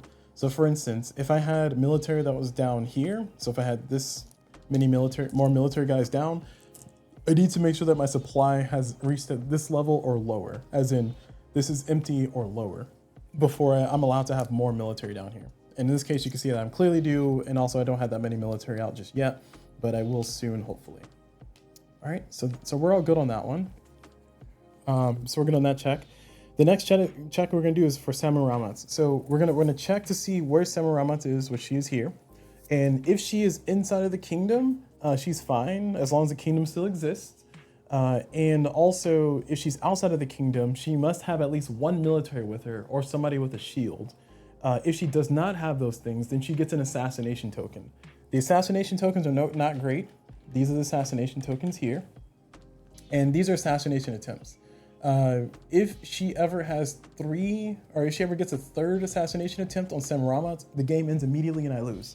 So I want to make sure that I'm not getting assassination markers. And the only way for me to remove those assassination markers are for me to play characters like Dina, where she counts as 1 defense, and she cancels an assassination marker if co-located with Sammu-Ramat. So that is important for me to keep her safe. So we check that she's not in any vulnerability. She's not vulnerable, so she's fine. Then we do the Ishtar gate. And the Ishtar gates, we don't have any new gates here. We did not lose any gates, so nothing happens. And then we check for win and lose conditions. We have not won, we have not lost, so we continue. All right, so that's the end of the round. Now that we're done, we're gonna go at the top of the round. It's a new month, so we're gonna go ahead and do our spread here. For the spread, this is gonna not spread anymore because it's already as far as it's gonna go. This is not gonna spread anymore. This is not gonna, well, this would spread over there, but there's 3 military there, so it's gonna stop it. And that's pretty much it for the spread. So we're all good on that. Now we're gonna go for the events. So we're gonna flip our event card. And this one's gonna be a good crop. So this says good crop year Babylonia. So for this one, it says, nice. This one, it says we're gonna put 1 good in Babylonia, which is great. I love that. Thank you. Because that's gonna give us a castle now. And then we're gonna put 1 of these green tokens inside the bag. It's the green money token there in the bag. And then we are going to move, we can move any 1 character to Babylonia. So that is actually really strong, and I like that. Thank you, game. I think we're gonna move Besame. Does she have enough goods? Yeah, she's got enough goods. So we're gonna teleport Besame over there into Babylonia, and that's gonna be perfect because it's gonna immediately dissipate this public unrest, which is good because we want to work on dissipating that, and also we can start spawning soldiers over there. So that is who we're gonna do. It says you may move 1 character to Babylonia or Babylon or Babylonia. I don't know. So when I move, do I have to like follow the rule? Well, so move. To me, move is like walk there. It doesn't say you may teleport or you may put. I don't know what the spirit of the card is supposed to be on that one. Let me check the rulebook, see if it clarifies. Actually, let me check Board Game Geek.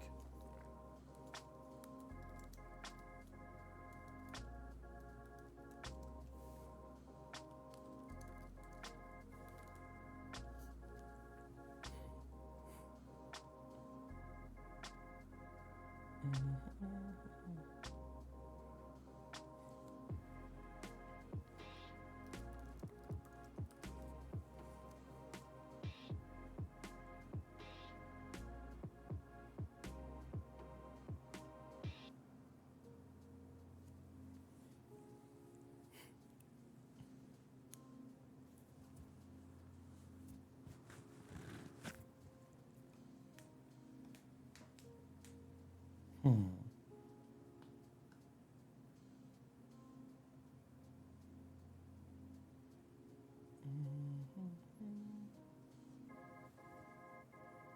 Yeah, I think how I'm gonna interpret that is the person just arrives there. I don't know. They had a good crop year. The public chilled out and they could walk through. That's how I'm gonna interpret that because it's convenient for me. All right, cool. So glad we established that. If I played it wrong, then I'll put a note at the end. I know it greatly impacted the game, but um, the forums are not foruming. So I'm just gonna go with what I got there. All right, so we have completed our events phase. Now we go into the enemy's attack. So all the enemies are gonna pursue going to CulBlu there, and they're gonna make their march. Here we go. Okay, cool. Now that they've marched, we are going to move on to the apply the challenge card monthly effect. So we're on month 2 and the challenge card's monthly effect. So this one is going to be month 2. There's going to be add 1 soldier in Ashan, Enchan,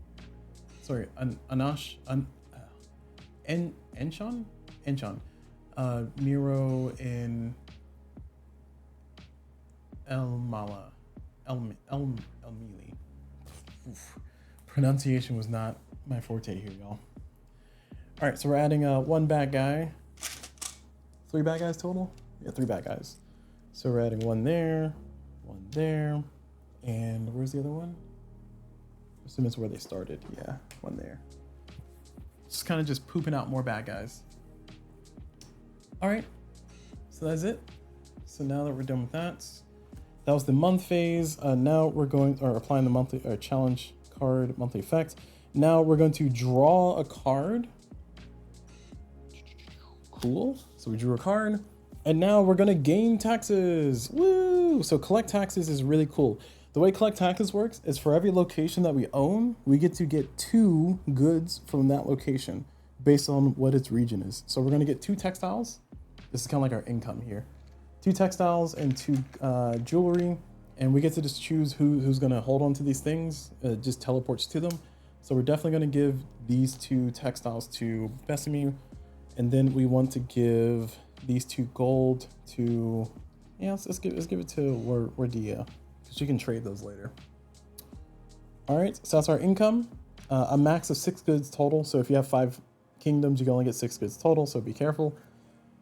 All right, so now we do our action phase, and now we get to play our cards and do our stuff. So get my discs back here, and let's choose. Let's see, first let's decide what we want to do. So we want to kind of clear this up. We got some military guys coming in here soon to start messing with us. And we also got some troops coming in here on this side, some troops coming here on this side. We need to start building up the military here in the middle. The card that I drew doesn't look like a good card. It just gives me some more supplies, some things I don't need. I think what I need to do is I need to draw more cards. So I'm going to go ahead and start by, let's see, who can give me more cards? So I think I'm going to start by doing Sammu-Ramat, and we're going to pay 3 goods to draw 2 cards. Yeah, we're going to pay 3 goods to draw 2 cards. So where does she pay goods from? That's actually a good question. Hold on 1 second. Can I just pay from anybody?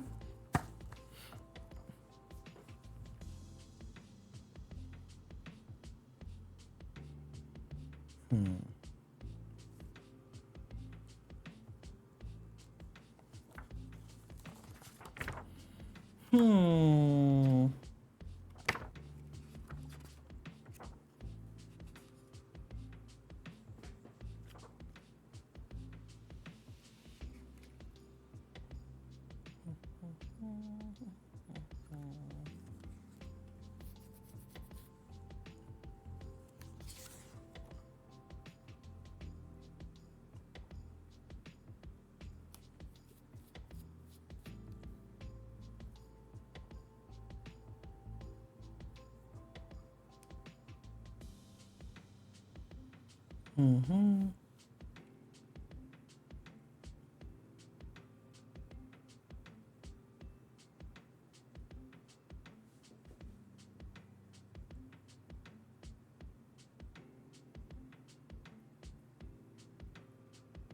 I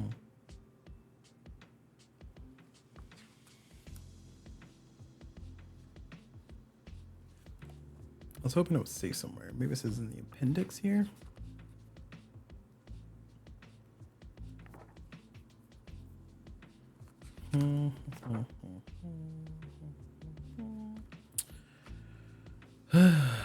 We'll find out the answer eventually, y'all.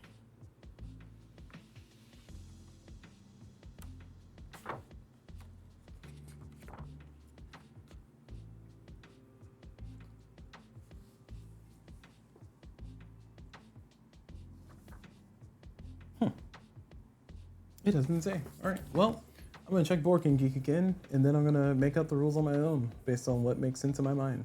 I feel like Sammu-Ramat, she can just she can play cards for free, so she doesn't collect goods normally. I don't know if that means that she can't have goods on her. So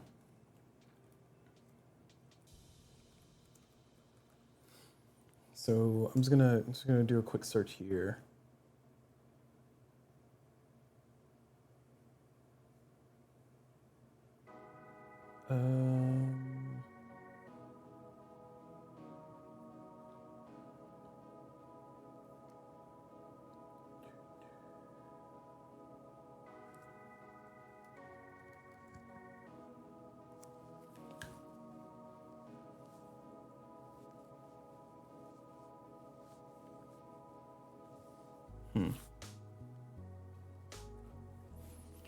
Interesting. Okay, so Bork and Geek Forum, they're talking about just some general rules questions here for clarification on things. So now you can trade goods for supplies, 2-to-1. Anything for medicine? No, that's not what I'm looking for.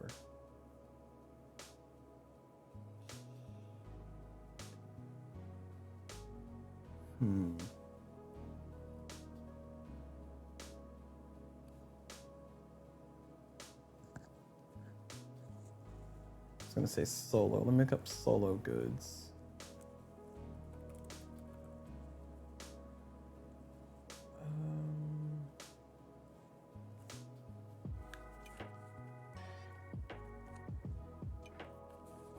Wow, nobody's talking about it?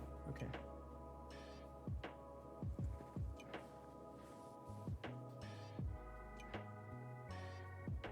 Okay.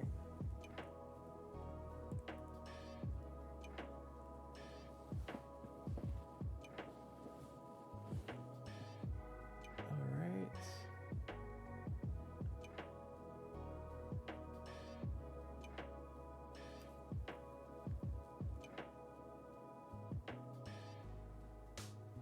Oh, I missed that part. During gameplay, players draw 2 Asher cards instead of just 1. Oh, I get a second card. Thank goodness. All right, well, that's great. Sorry, I'm glad I looked up the rules there.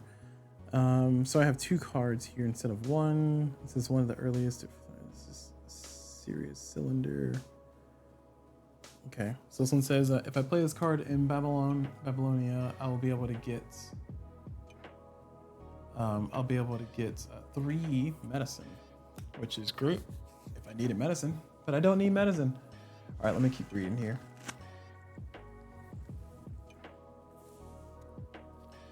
All right, so I've given up on trying to find the official rule call. I'll definitely open up a Bork and Geek forum thing later. But the way I'm going to read this, the way I'm going to interpret this is that she needs to generate her own goods. I mean, I can generate goods by doing the trade 1-to-1, and that's not great, but that's the thing I can do. So therefore, I will do it that way. So I'm going to go ahead and use my first action to do barter. We're going to sell one of these good cubes, and we're going to get 2 goods. We need 3. Ugh, that's awful. Good thing we got 3 actions. Actually, can she just spend it from co-located people? Maybe. Hold on. Let me do another search in the rule book here.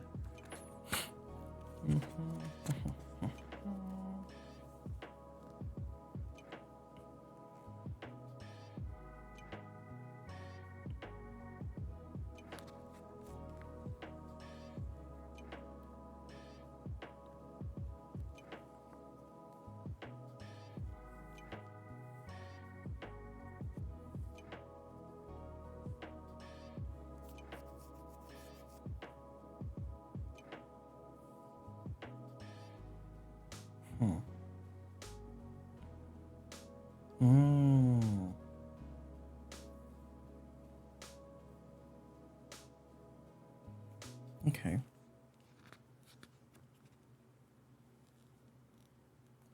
So some character abilities have the benefit of playing cards without a cost. This includes goods and any effect markers being put into the bag. Oh, okay. That's good to know. That is good to know.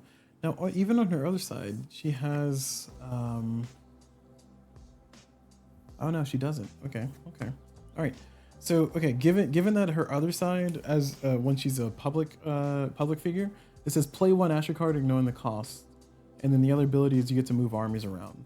On this side is pay one Asher card, ignoring the cost, or pay 3 goods to draw 2 Asher cards. So I think given that read, she needs to have goods on her. So that means that I need goods on her before I can draw more cards from her. So instead, I'm going to use Yunin instead, because he allows me to pay 3 goods to get 2 Asher cards as well, but he has goods currently, so I'm going to use his ability. So pay 3 goods to get 2 Asher cards. And we got military finally, woo! All right, and he has 2 more actions because he is co-located with Sammu-Ramat, who has the sun. So he counts as 1 heart, huh? Okay, so what we're gonna do is we're gonna try to go to Egypt. Ooh, okay, I see. So we're gonna need to play this card with Aminet, so she can get a bunch of military down there. Great. What we're gonna do is we're gonna have him. He can generate. He counts as a heart. We don't have any big need for hearts. We do need military though. So, and we need diviners, however you want to call that. So I think he's gonna move out. And we're gonna have him take a supply with him, and just 1 supply and 1 military guy. Actually he counts as a heart, doesn't he? Yeah, we'll have him carry 1 supply and 1 military guy. And he's going to move. Well, he can't go anywhere. Shoot. Okay, I lied. He's not going to do that because he can't go anywhere. I don't have to do all my actions here. I can do some actions. I don't want to move him over here because that's where the military is about to march, and they would kill him, which means I will lose him. He's going to go ahead and just barter. I guess that's the thing to do. So he's going to go ahead and kill this cube, and we are going to get 2 goods of the location. So we're going to get 2 of these goods. And then finally, we are going to do our last action here. And his 3rd action, I really want him to move around, but there's nowhere for him to move around that's not dangerous, you know? So I think he might just forfeit his last action. Let's see, what else can I do as an action?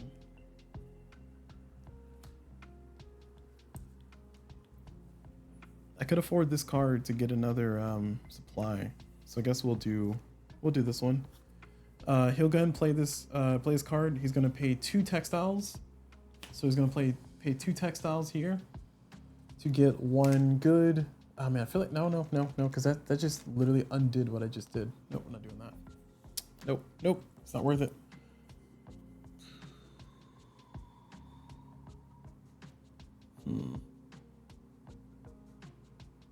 He's gonna do nothing for his 3rd action. It feels like a waste. It is a waste, but that's what we gotta do. All right, so we're done with that. Now we're gonna move over to Aminet. Aminet is going to, be sad. She's gonna be very sad. She needs textiles. We need to get to Cyprus, don't we? And we need some military down there too. Oh no. All right, I need to get somebody down into, I need to start building my way down towards here because this is about to get really bad because they're going to be attacking here soon. And Aminet does not have a shield, so we need another military guy down there. So I think I need to get Wardia to start marching down there. Where is she at? Oh, I have her up there. Okay, I see what I was doing. Yeah, I'm gonna activate Wardia, and Wardia, we're just gonna walk around the map, and we're just gonna try to put down the civil unrest here. So we're gonna go 1, 2 to take that out. So that's action 1, And then action 2 is we're going to go here to take this out. And then action 3 is we're going to go over here to take this out. So we have successfully taken all of the unrest here in Jerusalem, and we're going to let those soldiers march. They're going to march here. It's going to be bad, but that feels like the best I can do to kind of clear up this area, because I need to make a path for Amunet to get to Cyprus, actually to get to Damascus. So that way she can swap her resources and then go back to Egypt and then build the military down there. And I don't know if she'll have enough time, but we can send Mordia down there to fight those guys. And that'll hopefully help us out. Oh, nice. Okay, hold on. In Amunet's current area, diviners in Amunet's current area have 1 defense. Okay, so we can, they won't be strong enough to walk into here. So she can just chill out here. And that'll give me enough time to move Amunet down there. Okay, that's perfect. Or Ordia down here. That's perfect. Okay. Woo. All right. We got some strategy going, y'all. We got some strategy going. All right. So now we're gonna activate Amunet, and I think I'll have enough time to walk away from here, because we need to get her going up here. So she has 2 actions. Oh, I gave Ordia 3. Sorry, Ordia only has 2 actions. The only reason why they had 3 earlier is because of that. So we did not kill all the civil unrest. Jerusalem is still rioting, which is not great. And actually, now I'm looking at it, it's supposed to follow the lines, isn't it? So that means that the riot would have gone here and then it would have gone there. Oh, okay. Well, that's fine. Yeah, I just assumed that all the locations were connected to the central city here, but that's not true. All right. So cool. So we can still have Amunet go. She has 2 actions, and we can still, oh yeah, we'll have her go. So we'll have her go, and then first action, she'll spend 1 of these goods. So she'll do barter. Oh no, we don't want to do that, do we? Okay, what we'll do is we'll do barter, but we'll spend 2 goods for her, and then we'll have her put another resource down here. And the reason why is because eventually I'm going to need to walk some resources out to get more castles and stuff. So I think that's going to be the move there. We're going to get another location here, which is going to be great. So I think that's good. So that's action 1 for Amunet. Action 2 for Amunet. Let's see, what else can we do? We can have her eat. No, we're not going to have her do that. We can have her walk that good over to another location. I don't know if it's worth doing that. Yeah, we're gonna leave her where she is. What else can I do on my turn here? So I can pick up technology markers. That's not gonna help. I can move any number of military in my location to attack an adjacent location. Now carry 2 Empire tokens. Yeah, so she can't do anything else here. Oh, discard one Asher card and pay 2 goods to place 1 diviner in Amunet's current location or on an adjacent location.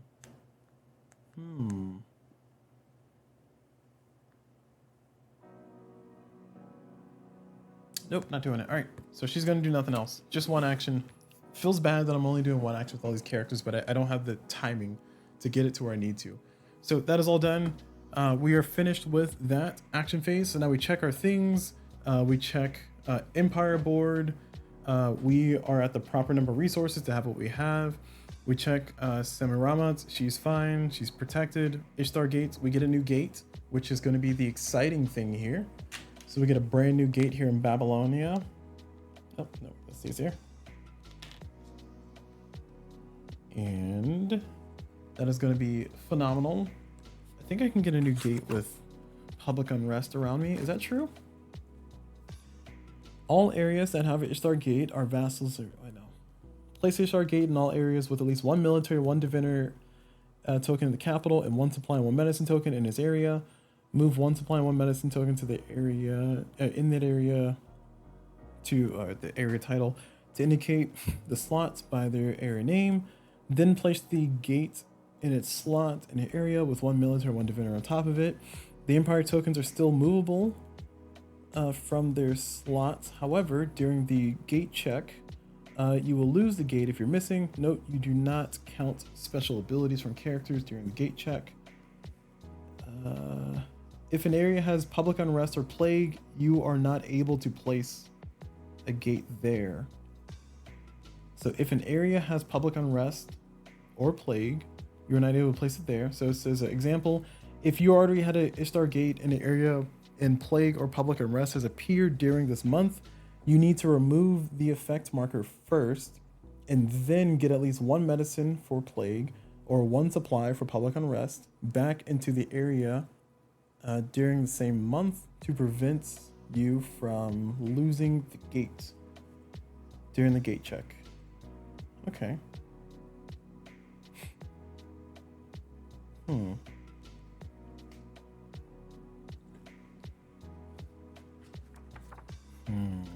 Okay.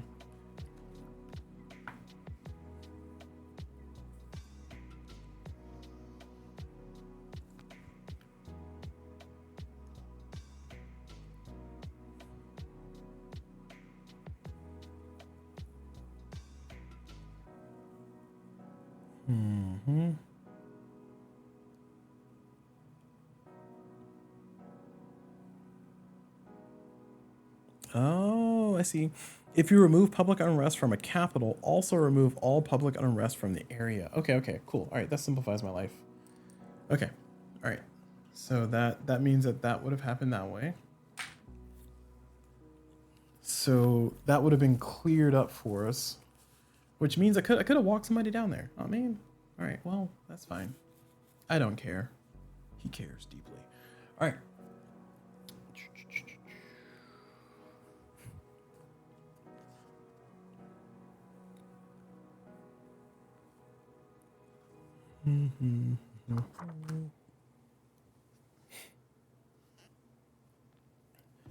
So it says if you have at least 3 medicine in an area, counting advisory abilities, technology markers, and medicine tokens. Remove all medicine tokens from the area since disease spreads amongst people. As long as there's plague mark on location and area events can not add medicine tokens to the area. Oh. However, you can still carry medicine there or play cards to gain medicine into the area. I'm just reading the medicine part here.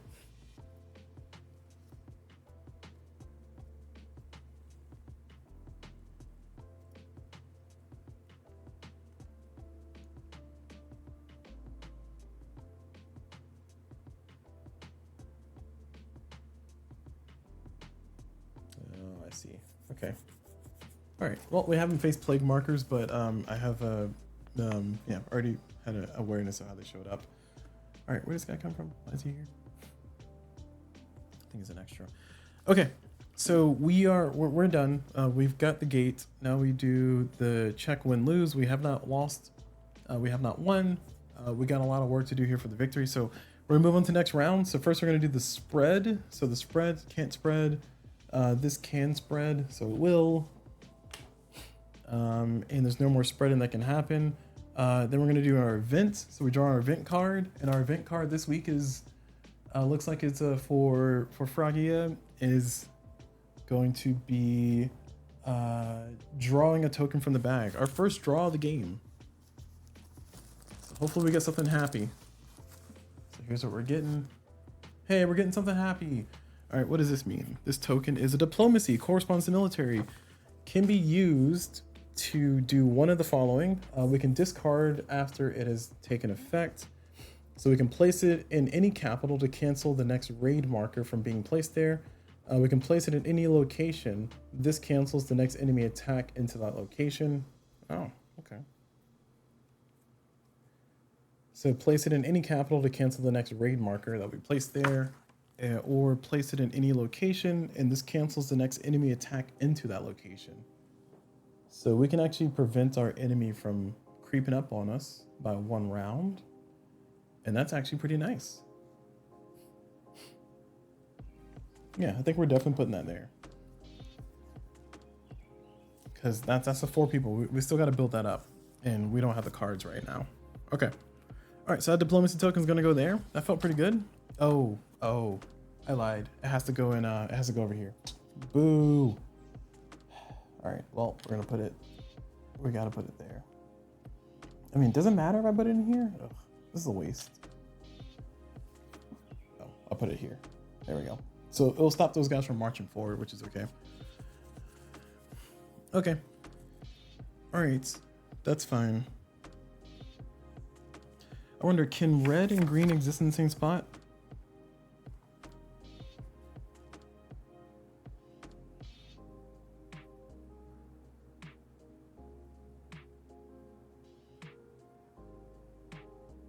So when canceling a red marker, both markers are returned to the general supply. I see. So this can cancel a raid or cancel the next march. I see.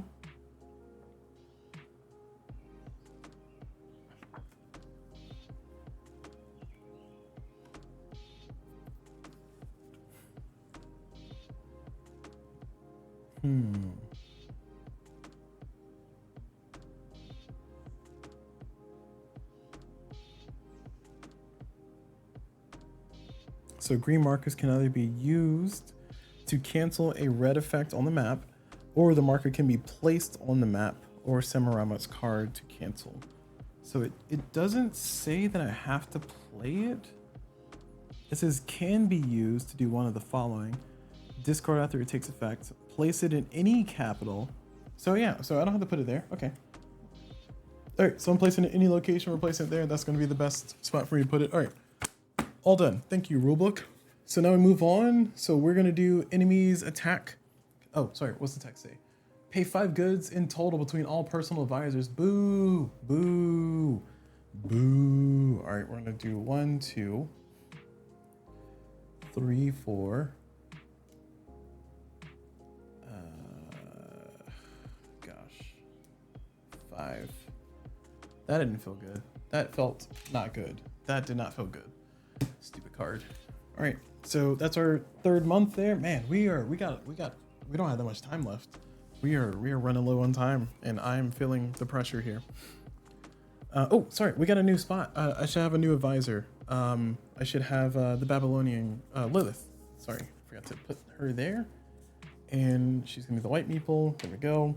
And Lilith is she counts as 1 health, and then once per month, Lilith removes 1 attack on Sammu-Ramat's card assassination attempt, and I can pay 3 goods to put 2 hearts down. Nice. Okay. Nice. That's gonna bolster up my ability to kind of do things around the board, and then I draw 2 cards. Oh no! Apply the challenge effects. So the challenge effects. Oh, enemies attack. So enemies are gonna attack. So now we're gonna go charge. These are gonna try to go over there, so charge. And then we're gonna charge. JK, we're not gonna charge because we diplomacied. We got diplomacied. And then these guys are gonna charge. These guys are gonna charge. They're not gonna charge into here because they're not gonna win that fight. So he's just gonna join them. Okay? And they're just gonna bolster their strength there. And now we do the challenge effects. The challenge effects for this one are gonna be month 3 to 4, draw 1 token from the bag, and then add 2 in Santum, which is up here at the top. Ooh, that's not good. So we draw 1 token from the bag, and it's a raid. Where does the raid happen at? Where does it happen though? Our first raid of the game. So raid, place the marker in the capital of the area. All enemies currently in the area where the raid is placed move 1 step towards the capital where the raid is placed. Enemies already in the capital do not move. All enemies in a location adjacent to the location is raided. Move 1 step towards the capital where the place is raided. Enemies ignore any defense in the location they enter. Oof. They will attack military there first, and if there's any enemies left, they'll attack characters second.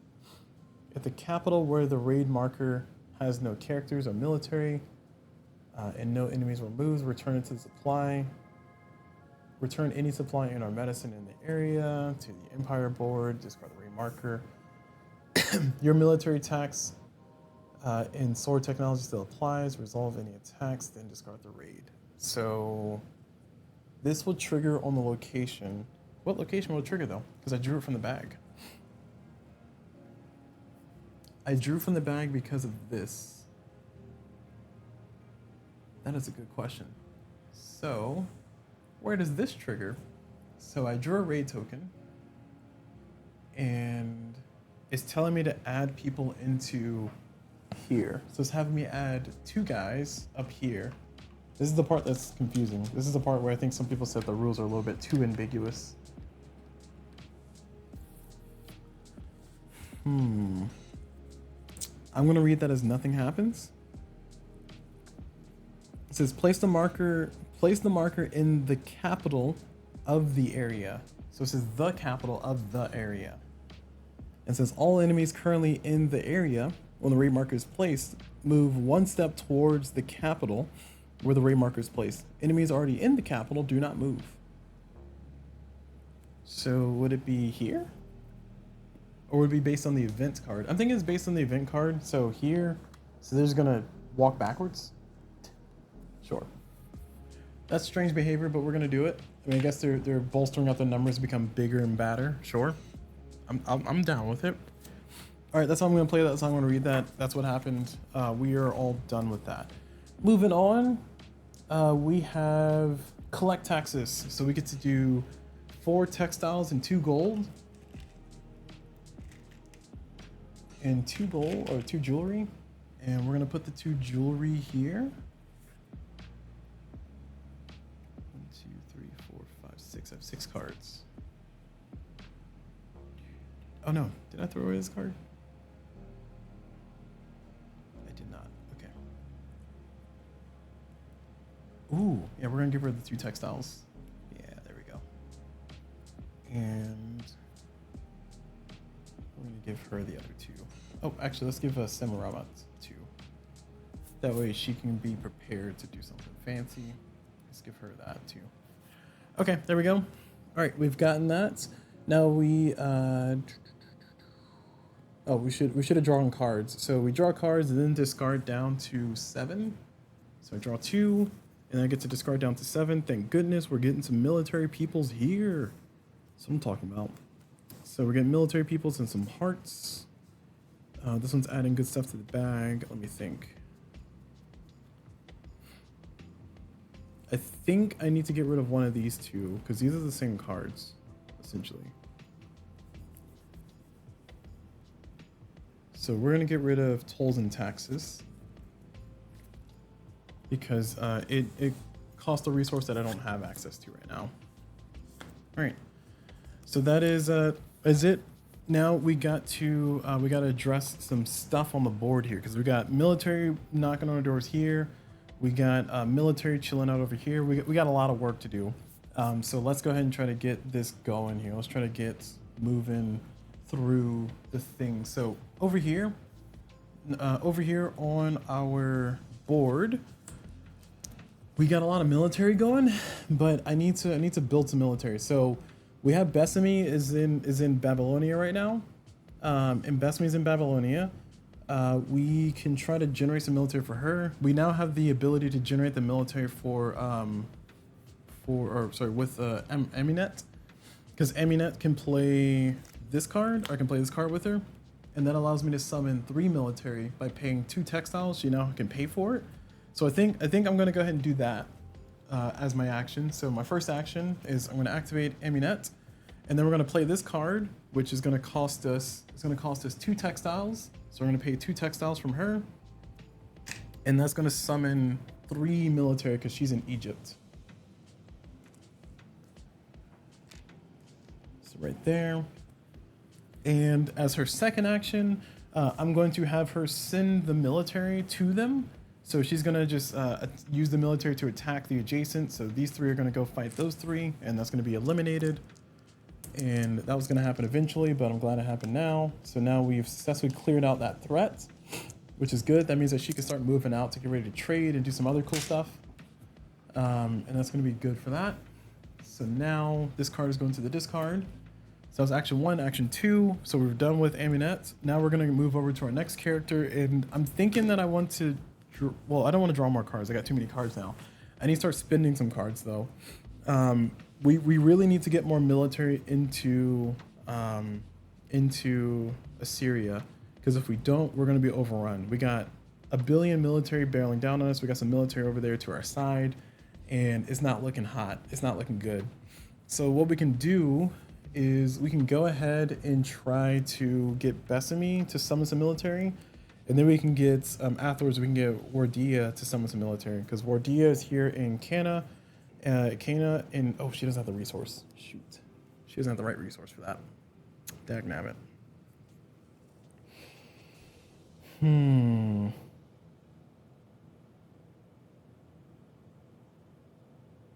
Oh man, I wish I could activate her again. Shoot. Okay. So here's what I need to do. I need to get medicine somewhere. So I'm going to activate Wardia, and with Wardia, I'm going to. Oh, she has a wrong resource. My gosh. All right, we'll do that next round, not this round. So we're gonna plan to do this next round with Wardia. It's not gonna help her right now.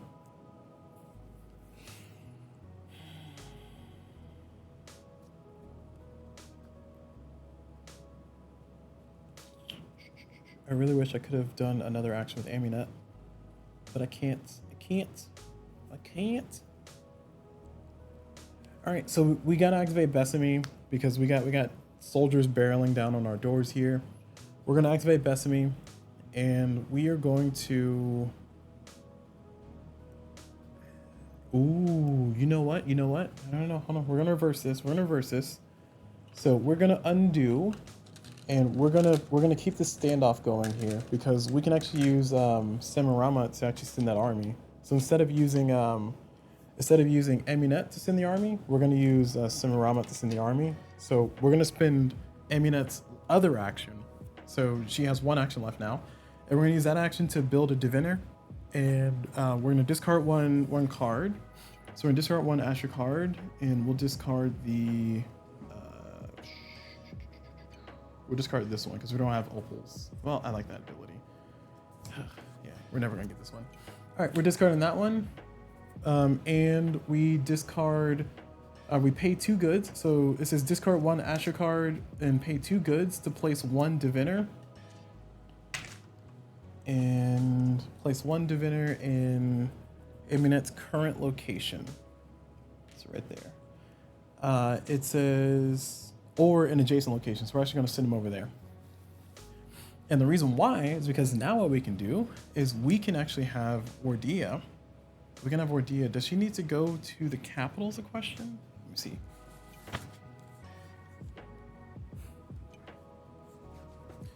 So the rulebook specify that when you have medicine or supplies, it goes into the title here.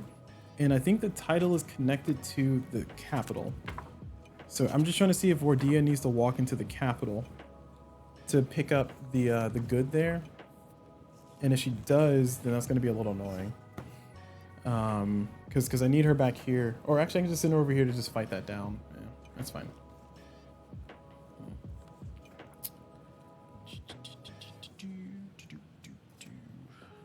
Man, my understanding of these rules is going to be the death of me.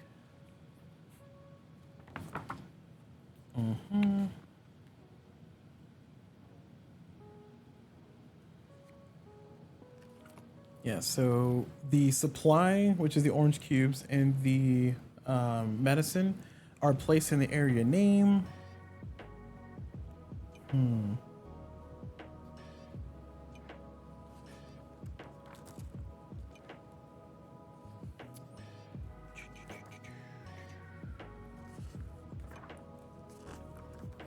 This rulebook has been kind of working.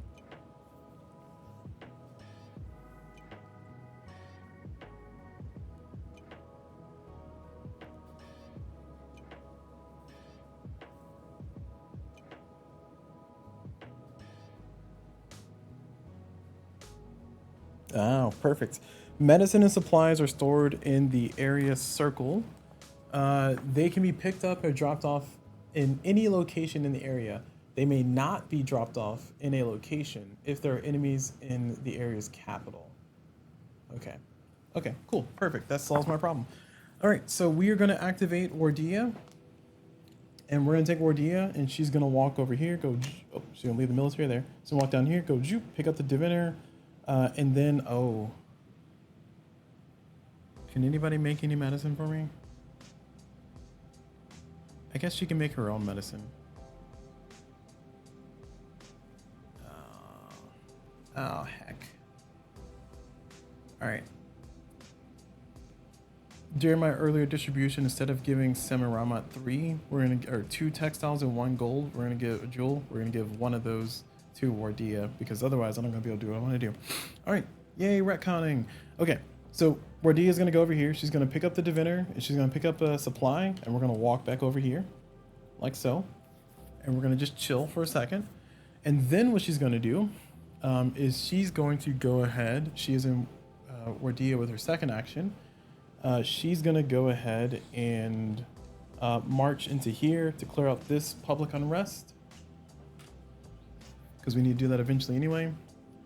And then we'll go back and pick up the diviner in a second on the next round. So next round she'll be able to do this and do that. Actually, okay, in that case, fine. I won't retcon. I like to retcon. I know some people hate retconning, but like I like to retcon when I'm playing solo, because sometimes it's like I wasn't thinking of that, you know. I was kind of by myself, all trying to brain by myself.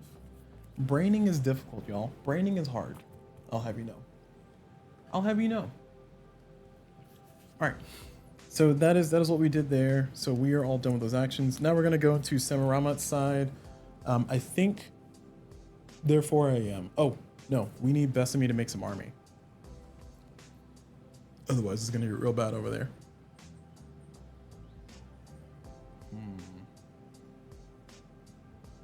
We need Sammu-Ramat to send the military. JK. All right, so she's gonna go ahead and do the action of move 1 or 2 armies and then move them to attack. So we're gonna do it down here or over here. We're gonna send these 2 armies to fight those 2 armies to get those out of the way.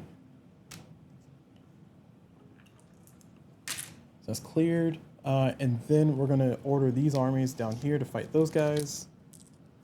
And that's cleared. Okay. And then we're gonna go ahead and we can play one of these cards at no cost. So there's nothing really good for us to play here. Oh, we have 3 actions. So we have 2 more actions now.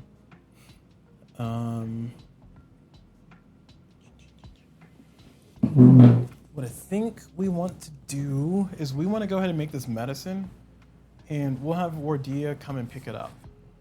So we'll have Wardia come and pick it up next round. She's going to have to do a lot more walking, Wardia is, but it's going to be okay. So we're going to play this card as Sammu-Ramat, and we are going to, well, it says when you pay the cost, you don't have to add anything to the bag. Does it say you don't have to or you don't? Let me double check.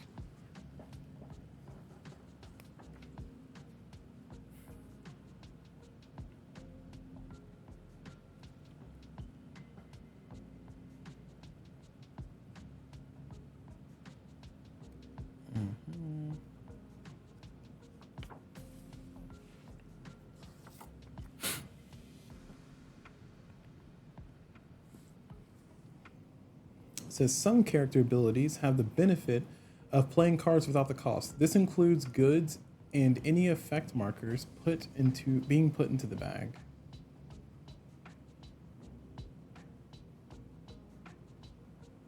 But I want to put it in the bag.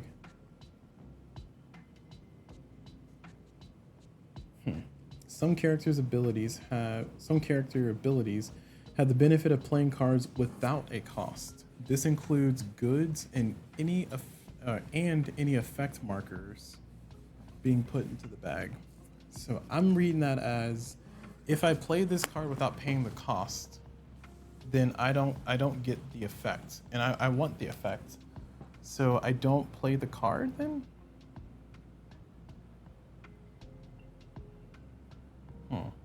That's disappointing. Okay, well, we're gonna do the other action then. We're gonna pay 3 goods and pay 3 goods and to draw 2 Asher cards. Actually, no, I'm not gonna do that because we're at the end of the round, aren't we? I guess we'll go ahead and liquidate something. So we'll clear one of these cubes. No, I don't want. Well, yeah, that's fine. I don't want to do that. Man, I'm wasting another action. Ugh, God, I hate this so much. I can melt down 2 of these goods into another supply. Oh, can I do that for medicine? No, I have enough medicine. All right, we're good. So we have done it. We have done our thing.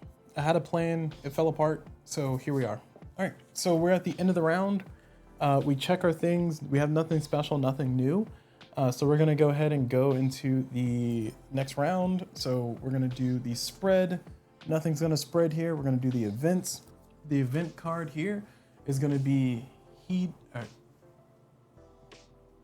Henotheistic, which is end. Oh no, not Kana. Ah, ruts, rude. So we're gonna add 2 plagues to the bag. So we have no medicine here, which is unfortunate and very annoying. But we're gonna add 2 plagues to the bag because we have no medicine to add. And then we will add 1 public unrest to the bag. Man, we're adding a lot of bad stuff to this bag. I don't want to draw anything from this thing. All right, and then we're gonna add 2 soldiers in Cyprus. That's not great. All right, well, that was an awful card. Thank you, event cards, and that was month 4. We got 3 more months. This month and 3 more months to figure this out. Oh boy, this is a struggle. This is a struggle. Okay.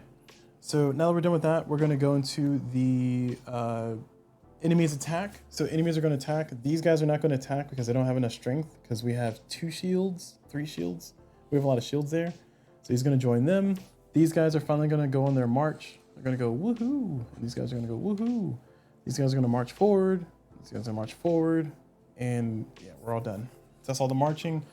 Now we're going to apply the challenge card. So apply the challenge cards effect. Which challenge cards effect are, we're on month 4, so draw 1, I don't wanna, draw 1 token from the bag, and then add 2 enemies in Basadam. So now we have a raid. Again, we're in a raid. So this card was for Cana. So the raid is gonna go here in Cana, in the capital. Does it get canceled because we have fight there? Let me see.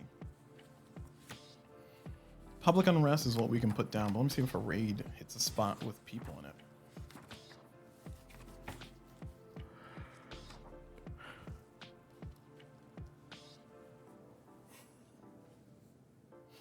So raid says all enemies currently in the area move 1 step towards the capital where the raid is placed. Enemies already in the capital do not move. All enemies in a location adjacent to the location there is raided move 1 step towards the capital where the raid is placed. The enemies ignore any defense in the location they enter. They will attack military there first, and then other enemies on left. They attack characters second. If the capital with the raid marker has no characters or military, and no enemy is moved, return it to the thing. Oh, return any supply and or medicine. If the capital where the raid marker has no characters or military, and no enemies were moved. Okay, so it does have characters, and it does have military, so we don't remove anything. Your military attack and sword technology still apply. Resolve attacks. Okay, so this is gonna do nothing. Okay, so that raid marker is gonna do nada. Thank goodness. I thought I was gonna like kill my supplies. It's like, why? Why would you do that? But nobody's close enough to move in, which is good because those guys moving in would take out that guy. I didn't think about that, and that's great. All right, I'm happy about that. Oh, and we're gonna add 2 military guys over here. All right, we got the military market knocking on our door. We gotta do something here.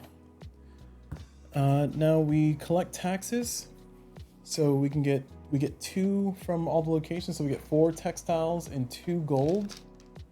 2, 3, 4, and then 2. Oh, sorry, jewelry. 2 jewelry. And now we get to figure out who gets what. So we don't want to mess this up. So we need Wardia to for sure get that going. And she can also do that too.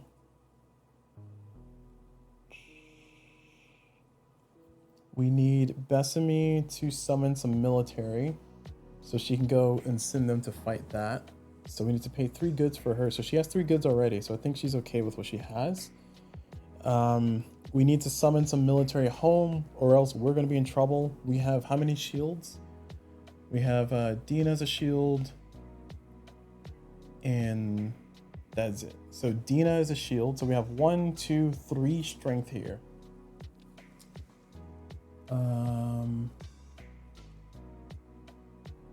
Wow.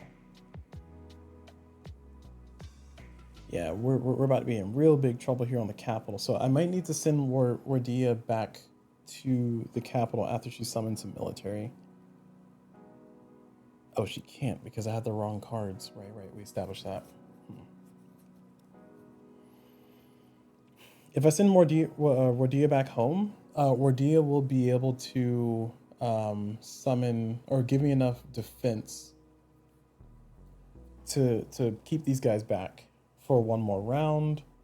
But then they're gonna eventually get to like a super critical point towards like, oh man, we're gonna have a lot of people to fight. So I feel like I'm not summoning military fast enough, and I don't really know how to fix that problem. I feel like my cards have been trashed, but it's just me. Okay, so I was supposed to draw cards before taxes. Okay, cool, that helps. All right, draw 2 cards before taxes. 1, 2, 3, 4, 5, 6, 7. These cards are trash. Thanks, trash cards. All right, these are all hearts and stars and horseshoes, clovers and blue moons. I think I need to capture Metis because that gives me on Diocese, and Diocese is able to summon a lot of military too. So I need to figure out how to capture Metis. Or Midas.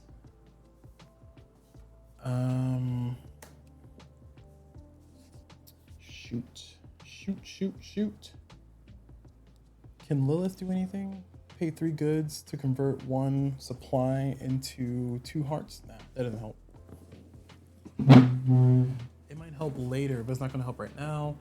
Dinah, it says pay 3 goods to convert 1 diviner into a military. Oh, that would be really useful. All right, so you get all the resources, and we'll give 1 over there. All right. Okay. All right. It's okay, y'all. We got it. We just gotta convert a Jesus dude into a fighting dude. All right. Now that we are in this dilemma, let's go ahead and see if we can dig ourselves out of it. So we are nice and safe down here, so we can actually send Lilith away. What is not Lilith? Send Amunet away, and Amunet can allow me to make the religious guys count as defense. They count as 1 defense. Oh, okay. So if I can just start walking her back home, or if I walk her over here and then summon a defense. Okay, so in that case, I need to give the good here. So discard 1 card and pay 2 goods to summon a church guy. And I also need to get Amunet for Kloss, because then I can get her to Cyprus and we can use her to summon a ton of resources. That'll be so good for us. Okay, so we have a plan. We'll see if I follow it, but we have a plan. So let's go ahead and start with Wardia, because I feel like hers is more straightforward. So Wardia, I need her to summon some hearts there. And we can do that by playing this. And this will add a flower to the card.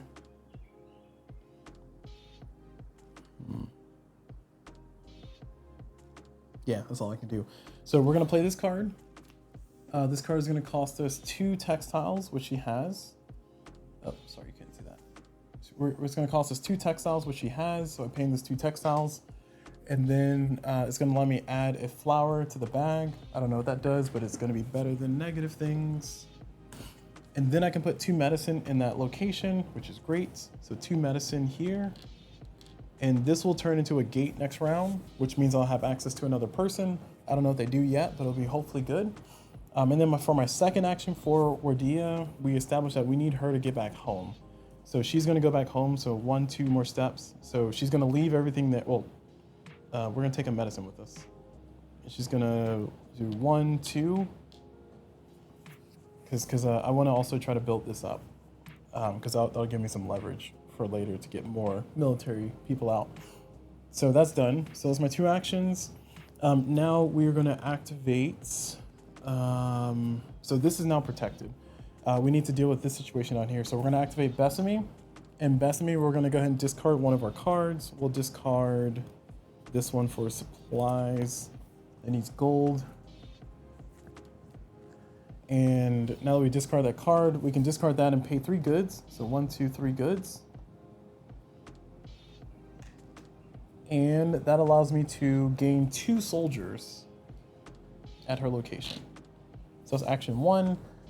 Action 2 for her is we could have her do some medicine stuff. Oh, she has no more resources. Never mind. No, we can't. Yeah, action 2. She could send the military. She could just send them over. Just go fight them. Yeah, we're just gonna go send them. Send it. She's gonna send this over to go punch him in the face. Do I have enough military left? Nope, I don't. Okay, we're not gonna do that. She's gonna chill. I want to make sure I have enough military to deal with any public unrest here in Babylonia. All right, so we're just gonna hold. What else can you do?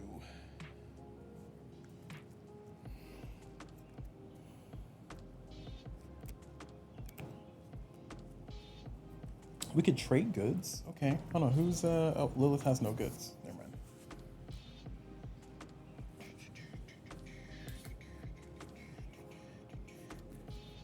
This feels bad. I feel bad for not doing more actions with this character.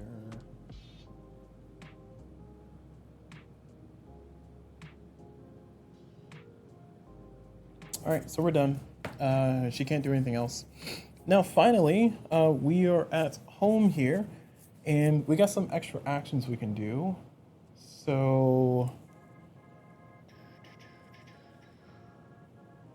what I think I want to do is I actually want to move Yunnan out. I want to move Yunnan out so we can kind of start collecting more kingdoms here. So I don't think anything over here is going to start fighting us. So I feel comfortable moving him over there. So we're gonna have him, and he's gonna collect a medicine and a supply. And Yunnan's gonna go 1, 2 for his first action. And for his second action, he is oh no, okay, he lets me draw more cards. Never mind. For his next action, he's just gonna he can just chill, I guess. I feel bad about just leaving him out there by himself, but actually no, you know what? Yeah, we're gonna pay 3 goods, and that's gonna let us draw 2 cards. Actually, take it back. Let me do that first. We're gonna pay 3 goods, 3 of his goods, and we're gonna draw 2 cards. So he's only taken 1 action so far. I undid it because maybe the cards will give me like a better look at what he should do. So we got 2 cards. Oh, we can get some military now. Oh, I need a resource I don't have. Shoot. Okay, this is painful. All right, now he's gonna go ahead and just move over there. So he's gonna go 1, 2. He's gonna hang out here, and hopefully he doesn't die. Foreshadowing. Oh, he has 1 more action. Oh, sorry, he can only move 1 step. Sorry. Yes. Sorry. That's a good call. He can only move 1 step.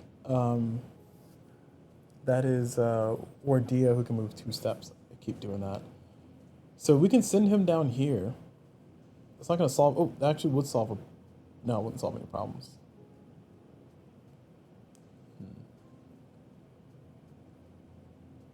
With 2 actions left, though, he can just do... Yeah, he can just walk over there. So he's going to walk over there 1 and then 2. So he has an extra action because Sammu-Ramat has the sun. So that is... That's gonna help her out. Okay, all right, so we're done with that. Now, how much defense do we have here? Let me make sure. So we got 1, 2, 3, 4, right? Radia's 1. Dinah's 1. Yeah, so we have enough. We have enough to defend against this push, but the next push that's coming in is going to be really bad, so we're going to have to deal with that. And we're going to get another kingdom, which is... Oh, no.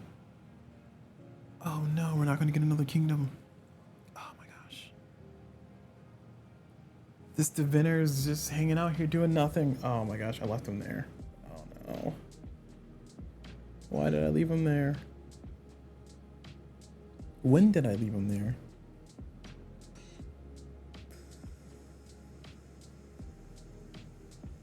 Well, now we have a problem. Now we have a huge problem. All right, well that guy's gonna die. I can't do anything to save him. He's gonna get stepped on. That's ugh. I have to build another one. I feel like I wasted my resources. All right, bad decisions made on my side caused me to have that problem. All right, whatever. Game's gonna game. Haters are gonna hate. Potatoes are gonna potate. Okay.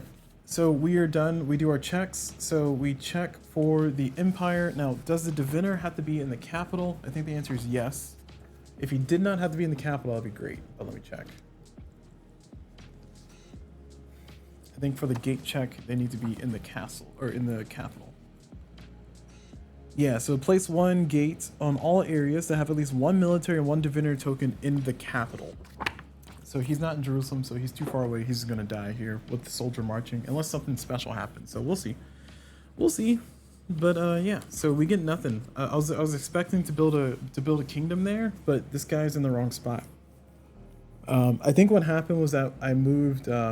Oh, yeah, that's what happened because I moved the 3 soldiers over here to kill that public unrest, and then I never went back and got them. So that was my own fault. All right. Causing my own problems. Yep. What's new? What's new? What is new? Okay. So we're going to go ahead and finish our checks. So we don't lose anything. We don't gain anything. There's no assassination attempts here. So we're good. We have not won the game yet. So now move on to the next round. We're going to spread. Nothing to spread. We're going to do our event. Our event card is going to be this one, which is going to be in Egypt. Characters may only make 1 move for this month. 1 move?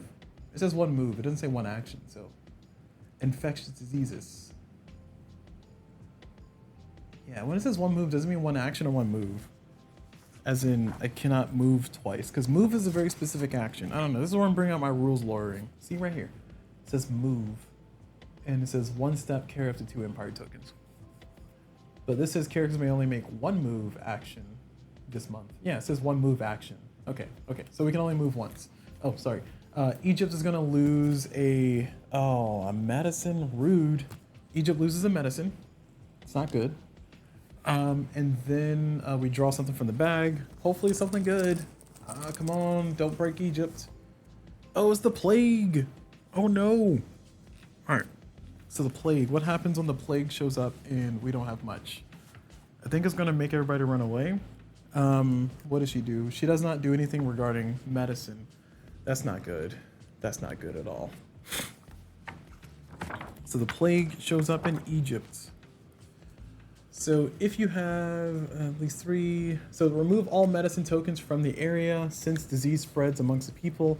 As long as there's a plague marker in any location in an area, events cannot add medicine tokens to that area. However, you can still carry medicine there or play Azure cards to gain medicine. All characters except those with medicine abilities has to move your choice of 1 or 2 steps. It says characters. Your military enemies and characters except for advisors of medicine thing may not step into or out of a location where there's a plague marker. This includes movement along the Queen's Road. Okay, so everything is stuck there. Do diviners die? It didn't say anything about diviners in here. It says your military enemies and characters, except advisors with medicine abilities and the special technology, may not step into or out of the location.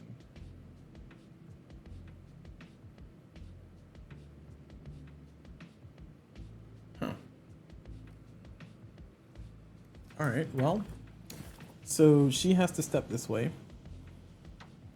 We clear all the medicine. There's no medicine left there now.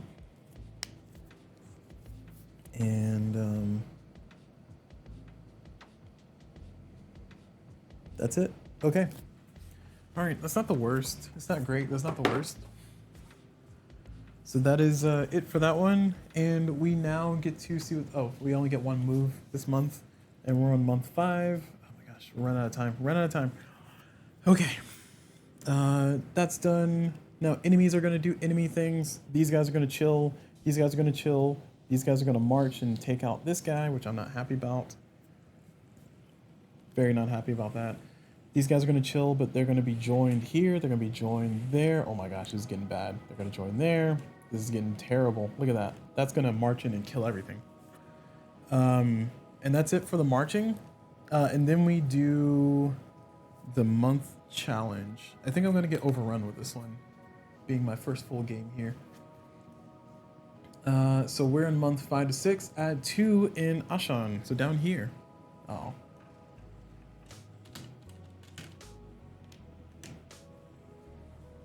Okay. It's getting bad. It's getting bad. All right. Now we draw our 2 cards, and we discard down to 7. Oh, we're getting military. We're getting military. We're getting military. Yes, I want this card, and I want this card too. All right, so I got to discard 2 of these cards. Let's see. I need medicine too, so I think I'm gonna get schools. I'm gonna get rid of schools because that one requires me to have. If I go to Kush and do it, I get 2 medicine. I'm not gonna go that far. And then finally, I'm gonna get rid of the Cyrus Cylinder. Cyrus Cylinder is gonna require. I mean, it's a really good ability, but I need to be in Babylonia to do it, and I'm not gonna move Sammu-Ramat right now. Okay, all right, we're good. We're good. We got the things we need. All right, so I'm gonna go ahead and solve my problems here. I'm gonna drink my problems away, but then I mean play a card. Oh, taxes. Sorry, I get taxes. I get 4 textiles. Yeah, 4 textiles and 2 jewelry. 2, 3, 4. Okay, who needs what? So Sammu-Ramat is going to be building this card for free, and I think I'm going to have her also build this card for free. So she's going to be building those 2 cards for free. That's going to give me a lot of military. Alternatively, I could have Besame build this card, because it's, yeah, I'm gonna have Besame build this card. So she's gonna get 2 textiles. Did I grab what? Oh, I dropped them. I was about to say, what happened? Sorry, I thought I grabbed the resources I needed. So Besame has the thing, so Besame can play this War with Elam card. That's going to be helping out, so she can actually do War with Elam. And we need more stuff. So, yeah, Dinah. I'm going to give 1 to. Oh no, Aminette doesn't need 1.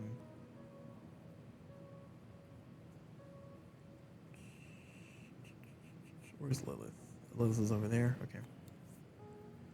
I don't know who to give these resources. I feel like I would figure it out after I play my turn, but I want to play it like correctly, you know. Once it's committed, you know. Counts as 1 defense. May move through locations with enemies attacking. Then move up to 2 spaces. Yeah, I think we just need to get the rest of Besame and let Besame just summon a bunch of troops, because we're gonna need a bunch of troops. We have 2, 4, 6, 8, 9. There's 9 here. Our defense, actually, let me get a counter so I don't forget. So it's currently 9 jerks knocking at our door. And we have, so this is 9, soon to be 11. And we have 1, 2, 3, 4. We have 4 defense. So we need 5 people there. And I think I can only generate 4. We're gonna need to get some miracles here.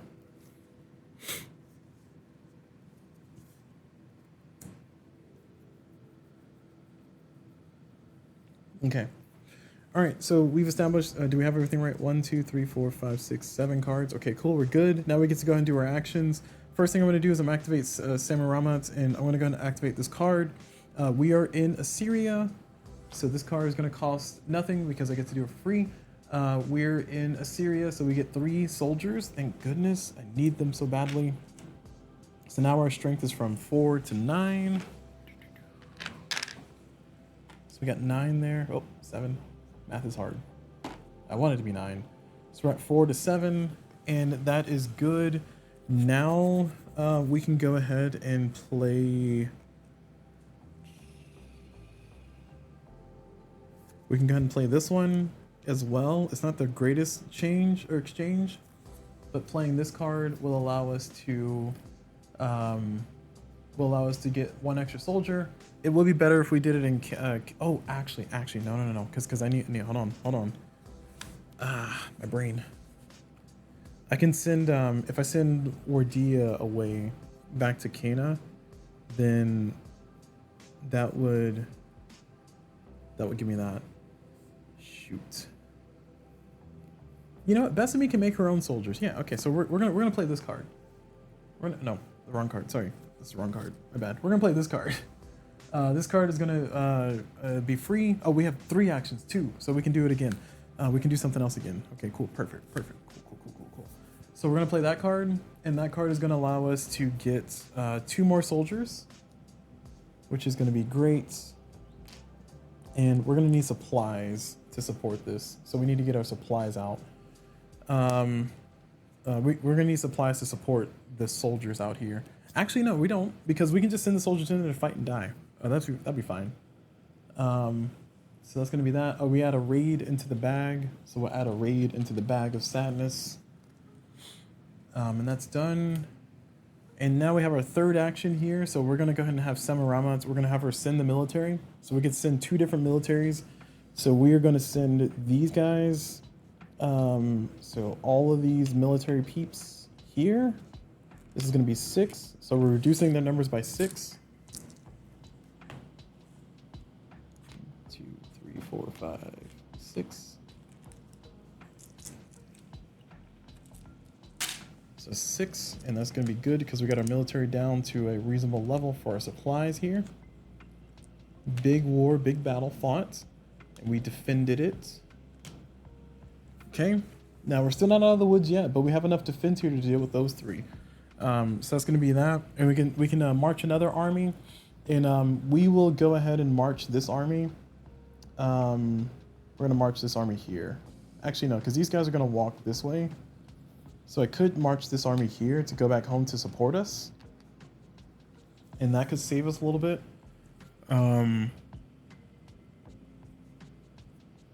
Ooh, I have a really good idea. No, I'm not going to do that. Okay. So the really good idea I had was going to be to send this army over here so we can start establishing that. But I think it's better for me to send this army up here and then take Wardia and move her over here. That way I can start establishing this big area. So this army is going to march 1, 2 to go there. We'll have Emunet figure out something for over here later. Since we got the plague, it's going to be a whole problem anyway. Oh shoot. Oh man, she's stuck. Oh no, she's pinned because the plague is behind her and she can't go this way because the soldiers are there. Okay, all right. Fine, we'll send the soldiers in to take out these guys. God, it feels like a waste. Darn you, plague. Darn you to heck. All right. Well, that didn't feel good. Okay.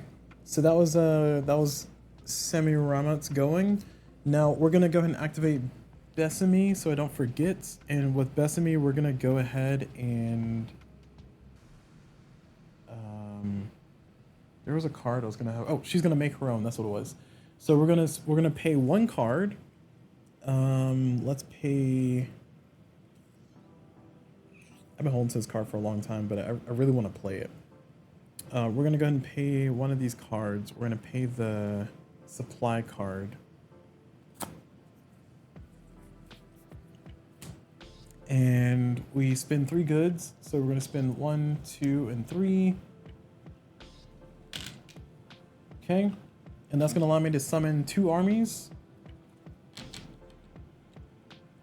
All right. And now we're going to, with her second action, we're actually gonna have her march. She can only move 1 space. Should we have her march?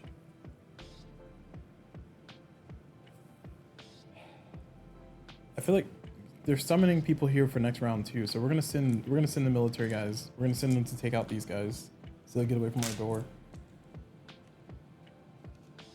Because we need to clear that out. Now, what's the win condition again? So the win condition is we have to have no riots on the map and have at least 3 soldiers and 1 diviner in Babylonia, Phrygia, and Cana. Because it's Canaanites, so that's why I call it Cana. All right, so that is it for that one. So we are done with Basami.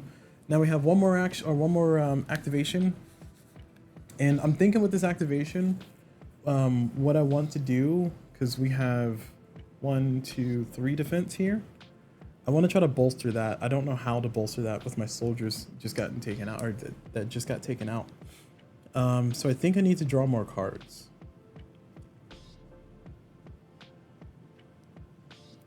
And my people who can draw cards do not have cards to draw.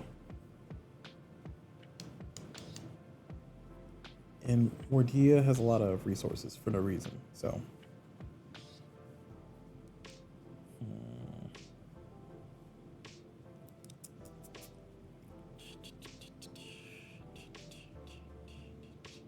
Okay, so Wardia has 3 actions. She can only move once though, and that's a problem. Because what I was going to do is I was going to have her do like a smuggler's run to Damascus.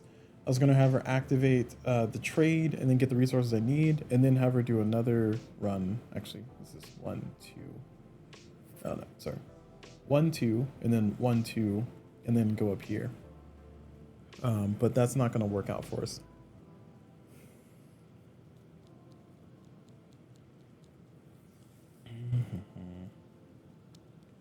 I wish I can activate Sammu-Ramat again.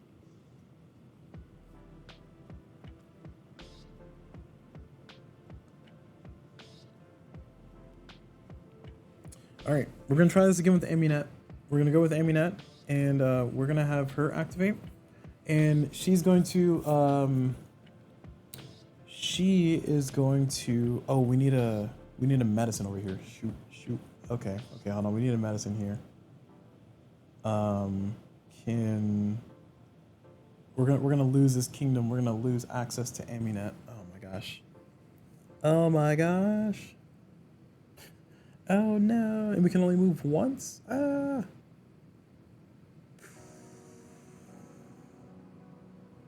I need more cards.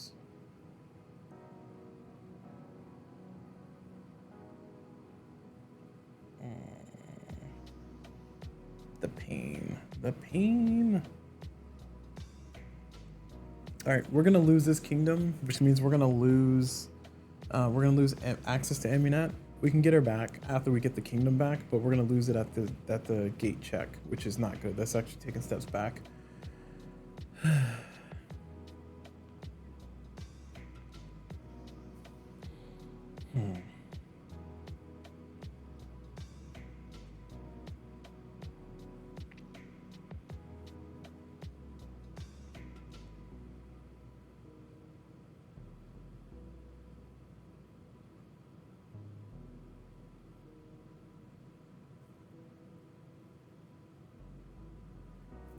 Man, I see so many mistakes that I made here. So I should have. I'm gonna undo it.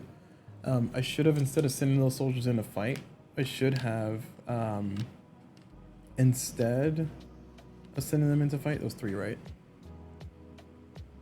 No, it was 2. Was it 2 or was it 3? All right. You know what? I don't remember how many soldiers it was, so I'm not gonna undo it. But I should have instead of doing what I did, I should have summoned soldiers twice, because I have cards that I don't need, so I can get my hand down, and then I can also get a lot of soldiers, and then use use Lilith to walk those soldiers up here, and then try to get a diviner somehow, and that'll give me another city that I want.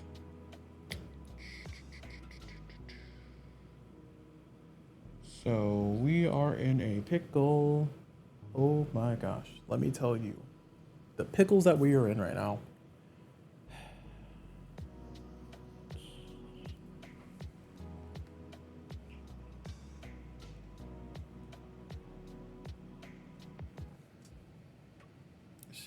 It's just the whole thing. It's the whole thing. Okay, clearly I need more cards. So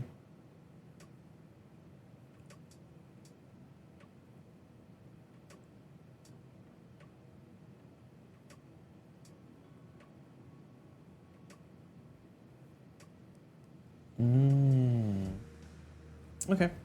We're gonna activate where'd my token go? Oh, put an Amunet, yeah.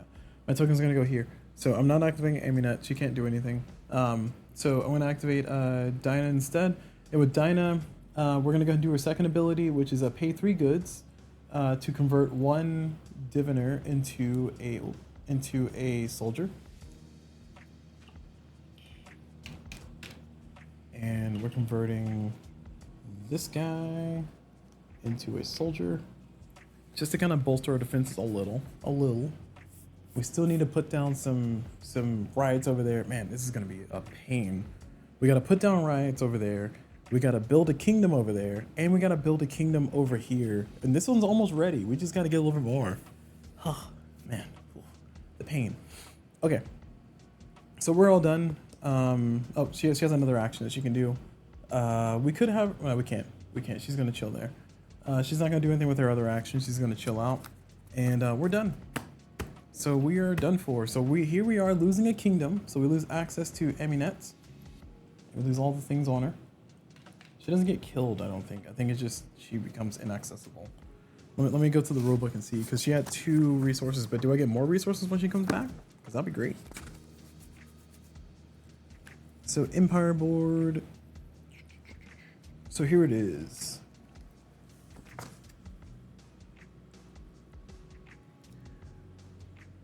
Make sure that each area with a gate has their character cards in play. Characters in play. If you gain a gate, add the new advisor, and they're starting goods standard of 3. So we're playing not standard, easier. To the public advisor display and place their standee in the home capital. If you lose the gate, lose the advisor in that area as its home.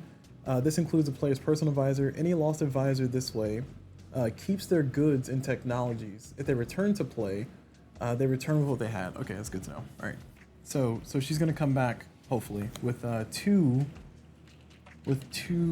jewels, maybe, and they return what they had. Any advisor and its goods and technologies are activated as soon as the gate is placed before the win or lose check. In the rare case that ever having less characters in play than all players cannot consult. However, the usher cards in their hand or in the hand of a non-consulting player may in this case be used by any player that has consulted. Okay, cool. So it's just reading some more stuff. All right.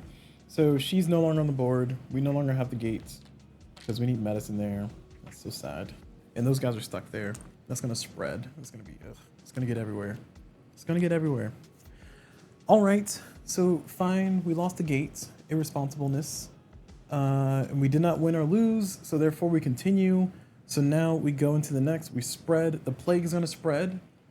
And the way spread works with plague is that if next round, if it's still spread and it has to spread again, it's just going to disappear because everybody died, except for people who were there, which I find funny, or not funny, but you know what I mean. All right, so spread is done, and now we go into the events. Hopefully this one's not going to hose me over. It's going to hose me over. We lose the supply in Canna. Oh, that's not great. Lose the supply in Canna. And then we draw a token from the bag, and it's going to be in Canna. It says all personal advisors receive, 2 jewels. I like that. And I like that too. Yes, we got a diplomacy. All right, perfect. We got a diplomacy. So I want to put the diplomacy here because I don't want them moving in on me. If they can just chill, that'd be great. And all personal advisors receive 2. Oh. That sucks. Alright, well, never mind. I thought it was great. Sammu-Ramat is going to receive 2, because I don't have any personal advisors. So she's going to get 2 jewels. She doesn't need them. That's such a waste. Alright, never mind. This card sucks. Alright, but it's fine, because I only have this round and one more round before it's over. Man, the struggle. The struggle's real, but I'm liking the challenge that I'm seeing here.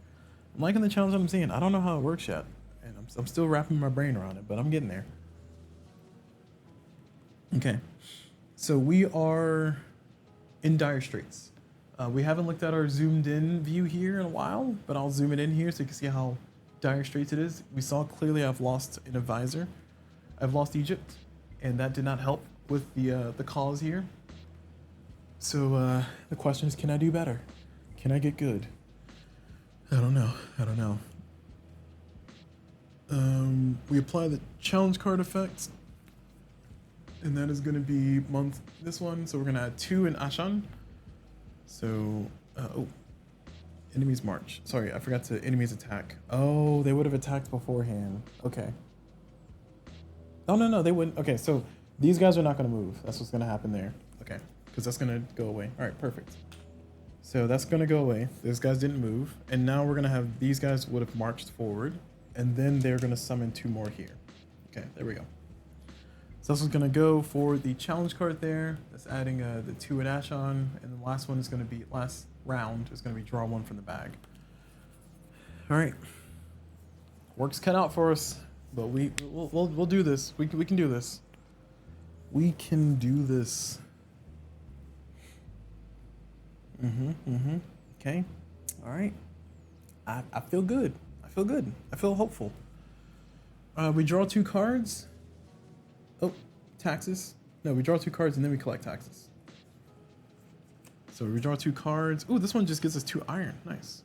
And this one is, oh, boo, we lost our Egypt person. But this one's going to be 4 jewels. So we're going to get just 4 resources, 4 cloth.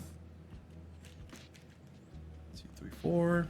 And who's going to get the cloth? Let's see. We need more military, so you are for sure going to get 3 of them. And I would like for Yunnan to like do something instead of just chill there. So I'll try to have him do something. All right, so let us start with our activations. I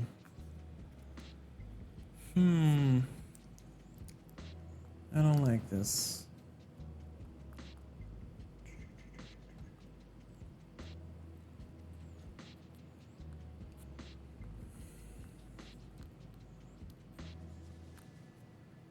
I need more soldiers. So what we're going to do is we are going to activate, of course, we're going to activate Dinah. Oh, actually, what we're going to do is we're going to activate Sammu-Ramat because she can move. I keep forgetting she can move. And she's going to go down here and hang out with Besame. So Sammu-Ramat has 2 more actions. I should have been doing this a long time ago. Man, I feel so silly. All right. And she has guards around her. She's fine.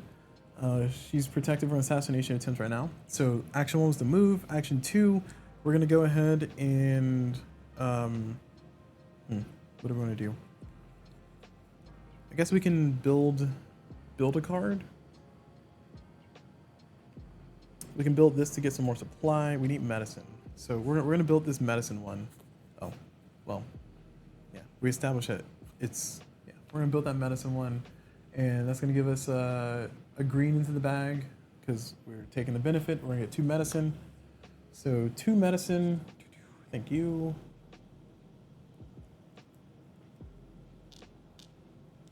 It's on the wrong side of the board, but we got it. We need it over here. We got 2 medicine there, and we get to add a green thing into the bag, a green flower. Okay.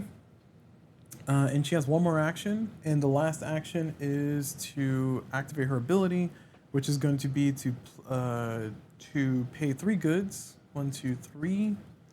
Oh, I want that. Ugh, fine. I really want the stone, but we're gonna pay 3 goods, and then we're gonna draw 2 cards. So we drew these two. Wow, are these the same card but with just crummier things? That's annoying. All right. Okay, so we're all done with that one. So now that she's done, we're gonna activate Besame, and Besame is gonna summon.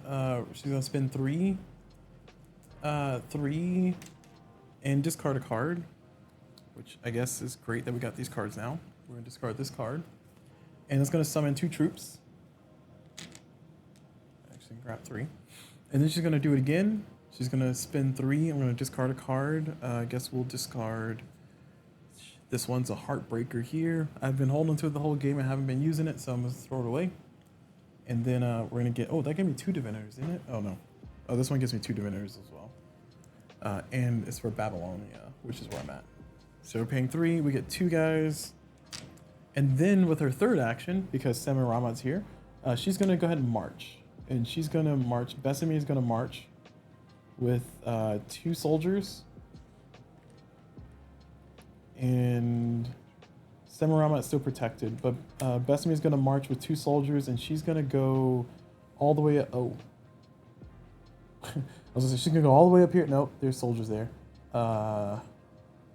Shoot. Oh no. All right. Well, she's gonna go over here, I guess. Okay, so that's our 3. Now we're going to activate. Oh, sorry, that's where we activate it. Now we're going to activate our last activation, and I think we're going to activate Wadria.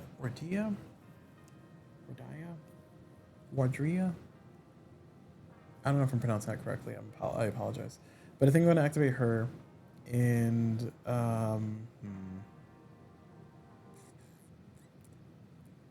she only has 2 actions now.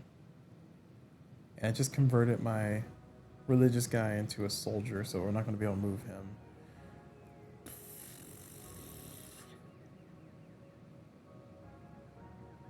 Well, I did it again, y'all. I did some stupid actions here. See, if I had kept that diviner, instead of converting into a soldier, then I could have, with Wardia, walked over here with a soldier and a diviner, and that would give me that city. But because I made the decisions I made, I'm in the situation I'm in. So can I otherwise do things? So what we can do instead is we can walk her, and we're going to take a supply and a soldier with us. Can I take a soldier with me? Yeah, she can walk through without initiating fight. So 1, 2 to Damascus. Actually, you know what? She can take. Oh no, because then they're going to be. Hold on. If she takes 2 soldiers, there's 3. This is 1, 2, 3. This is barely enough. Okay. So she's gonna take 2 soldiers with her. So 1, 2. Oh, well, this is just 1. And then we're going to put that down. And then over here, we're going to do this, put that down. We're just going to put that down. So we have no more riots over here. I don't think it's going to win me the game, but that's the best I can do right now. Okay, so that's it. We're all done with our actions. So we check, nothing special happens. We don't get anything back. We don't lose anything. There's no assassinations here because Sammu-Ramat has soldiers near, even though she's out of the Empire. And now I think the problem here is that I should have moved Sammu-Ramat down here a long time ago, or Besame and Sammu-Ramat should just like hang out with each other. But it is what it is. All right, so let's go ahead and get ready for this loss. So we're done. Last round. Oh, spread. First thing we do is spread. The plague cannot spread anymore, so it's gonna die out. And I'll check the rulebook to see if people, my soldiers die, my troops die. Let me check the rulebook for that. Oh my god, epidemic outbreak. What are you doing to me? What are you doing to me, game? I thought I was having a great time. And then it's just, nope. Death. Destruction. Dishonor. Disgrace. So plague. It says the plague spreads during the new month phase. At that moment, if there is a plague token in the capital, place plague markers in all locations in the area, or if there are plague markers in all locations in the area, remove them all instead. It didn't say anything about killing anybody or removing anybody, so my read on that is that, yeah, it just bloops. All the clergy, all the soldiers, and the church people were just like, no, we're good, we're protected. But this one, we're gonna put a plague. We're just adding a plague into Canada, into Jerusalem. So this is the last round. If I do not win this round, then we will die. We also got to do this part too. So, oh, enemies attack first. Sorry, enemies are gonna attack. So these guys are not gonna move in because there's too much defense here, and they cannot win. Then these guys are gonna march in. These guys are gonna march forward. These guys are gonna march forward, and that's it. And now we're drawing one from the bag. Oh, look, another plague is gonna go right here, but it can't, so therefore it goes right back in the bag. Oh, it goes right out. Actually, does it spread? Let me check. So if I put a plague where another plague is, does it just like go next door? Let me see.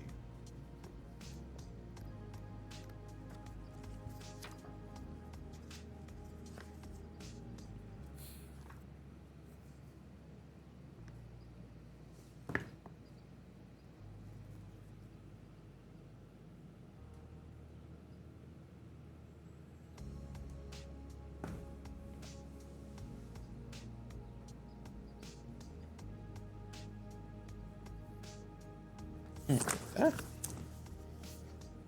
Sorry, dropping Robux here.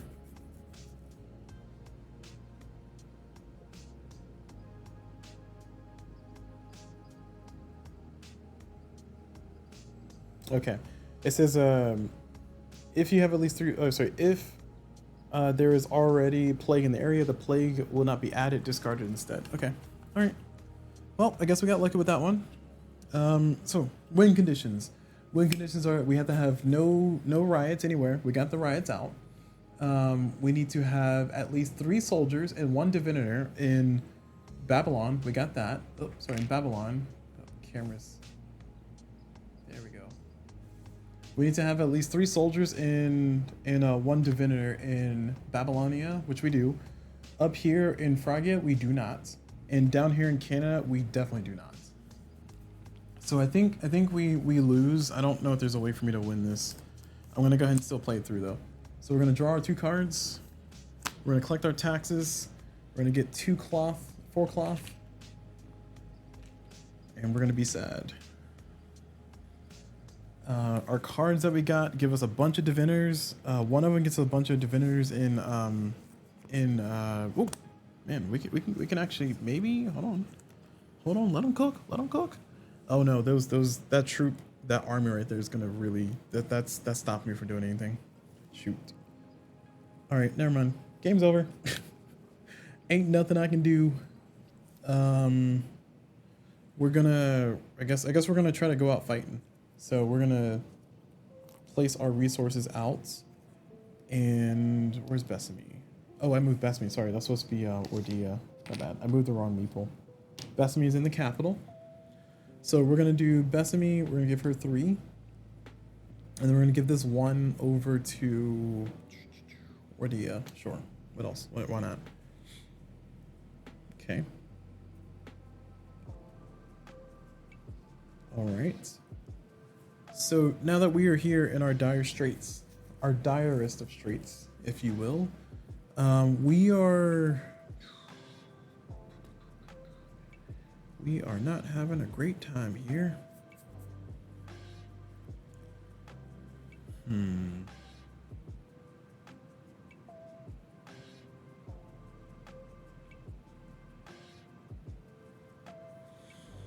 think we're gonna activate the queen. And we're in Babylonia, which is great. So we're gonna activate this card. And this card is gonna allow us to summon 4 diviners. That's right, not 1, not 2, not 3, but 4. Count them, 4. And if I can somehow spread these guys to here, and then, yeah, yeah. If I can somehow do that. Oh, you know what? I just realized. So I don't need to own the place. I just need to have at least 3 soldiers and 1 diviner in these places. I don't have to have a kingdom there. Oh, that changes things a little bit. I mean, it lowers my losing condition a little bit, and it raises my chances of winning slightly. But I need to be able to spread all these guys out. So I need to get 1 here, which I can't do unless I have 3 medicine, which I could. I could have. I could. I can't carry enough people though. Oh shoot. Oh shoot. Oh shucks.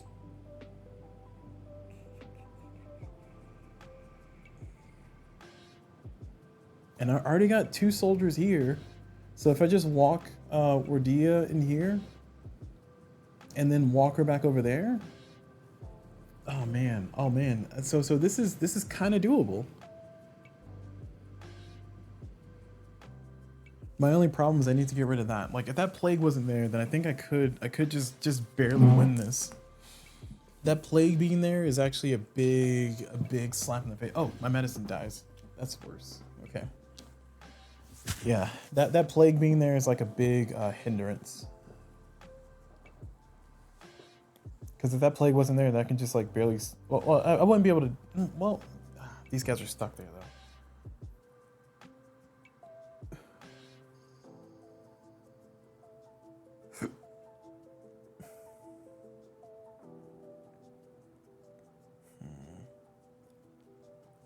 Yeah, this is the thing that given how badly I've been playing, this is also one of the things that's really caused me a lot of heartache here.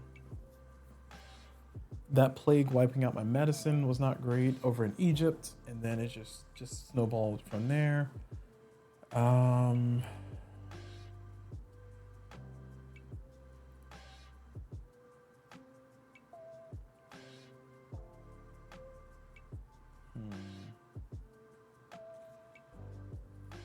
So just for I have 2 more actions. Sorry, I gotta finish this. So we got the 4 church guys. So now we need there's no technology to help me out here. We can try to get some more cards. She has no tokens though, so never mind. We can move armies around. I mean, this is the last round, so there's no need in defending that spot.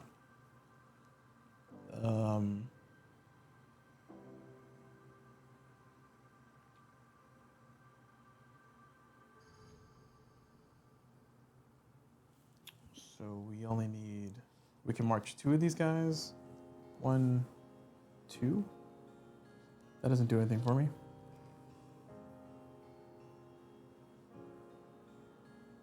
I need them there. Okay. Well, they're gonna march there. We got 1 more activation with Sammu-Ramat, and I guess we should get some supply out here.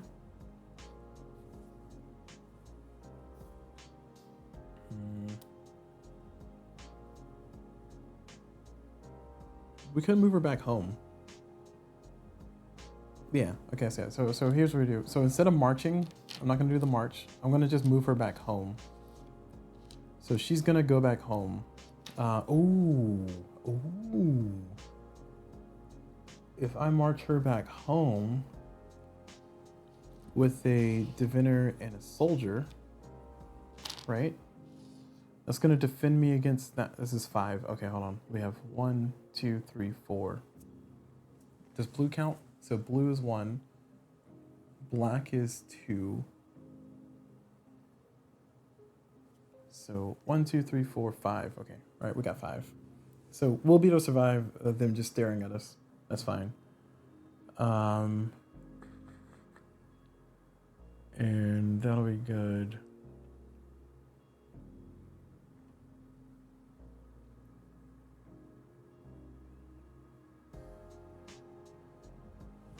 Oh, we don't need to survive it. They're not going to attack. Okay. They're not going to attack before the end of the game, I mean. Who is white? Lilith is white. She's a medicine? Oh, ooh. Can I get her to teleport around? Shoot. So close. So close. She counts as one medicine. Oh my gosh. Lilith counts as one medicine, so I'm gonna activate her just to kind of show you the. Ooh, you know what? Okay, so no, I can't do both because I need the. Okay, no, I can't do both. Okay, all right. Hear me out. We're gonna say that we did Sammu-Ramat's turn after Lilith went. So Lilith will have 3 activations. Now the way that we're gonna do that is we're gonna have Lilith carry this diviner here who is already existing and this medicine, and she's gonna have 3 activations. Oh, she's not gonna be able to kill the plague though. Okay, never mind. All right. Instead, she's gonna carry these 2 medicines in herself, and she's gonna have 3 activations. So we're gonna do 1, 2, and then 3 to knock this out. It's not going to solve my problems, but it's going to make me feel good. So there we go. So now that the plague is gone, now we're almost there. And then we did Sammu-Ramat's turn where she had 3 actions and she did her thing. And then now we're back into the capital where we still lose, but I feel better about this. I feel like if that plague wasn't there, if all I had to do is figure out how to get people distributed, I think I fell flat when I forgot to, or when I didn't use the people who don't have defense to start ferrying around resources. And I think I'm starting to understand the gears of this game, so that's a good thing. Okay, so we got one more character activation before we lose here. We can just go for Besame and just send soldiers in to die. That sounds fun. Yeah, I'm gonna go for the spiteful side. I'm gonna activate Wardia, and we're gonna send her go 1, 2. Oh, she can only move 2. Shoot. Oh, this is the Queen's Road. Never mind. She's gonna walk all the way through the Queen's Road, and she's gonna do action 1, and then action 2. She's gonna pick up these 2. Oh, it has to be 3. Hold on. They won't survive. Well, it doesn't matter. They won't survive. It doesn't matter if they won't survive. We're gonna do that. And let me check the Sammu-Ramats. Check, because they're gonna march on the gate and they're gonna kill everybody next turn. But it's fine because there's not gonna be a next turn.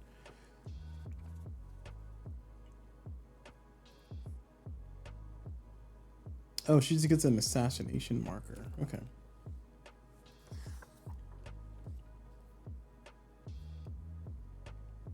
Which means she's not dead. She escapes death. Okay, cool.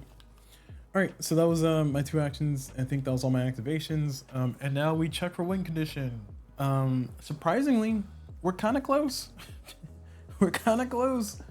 So it says at the end of the month, have no riots. We have no riots on the map, and have at least 3 soldiers and 1 diviner. In Babylonia, we do. In Fraga, we do. In Cana, we don't. We were this close. After all that, we were this close to winning.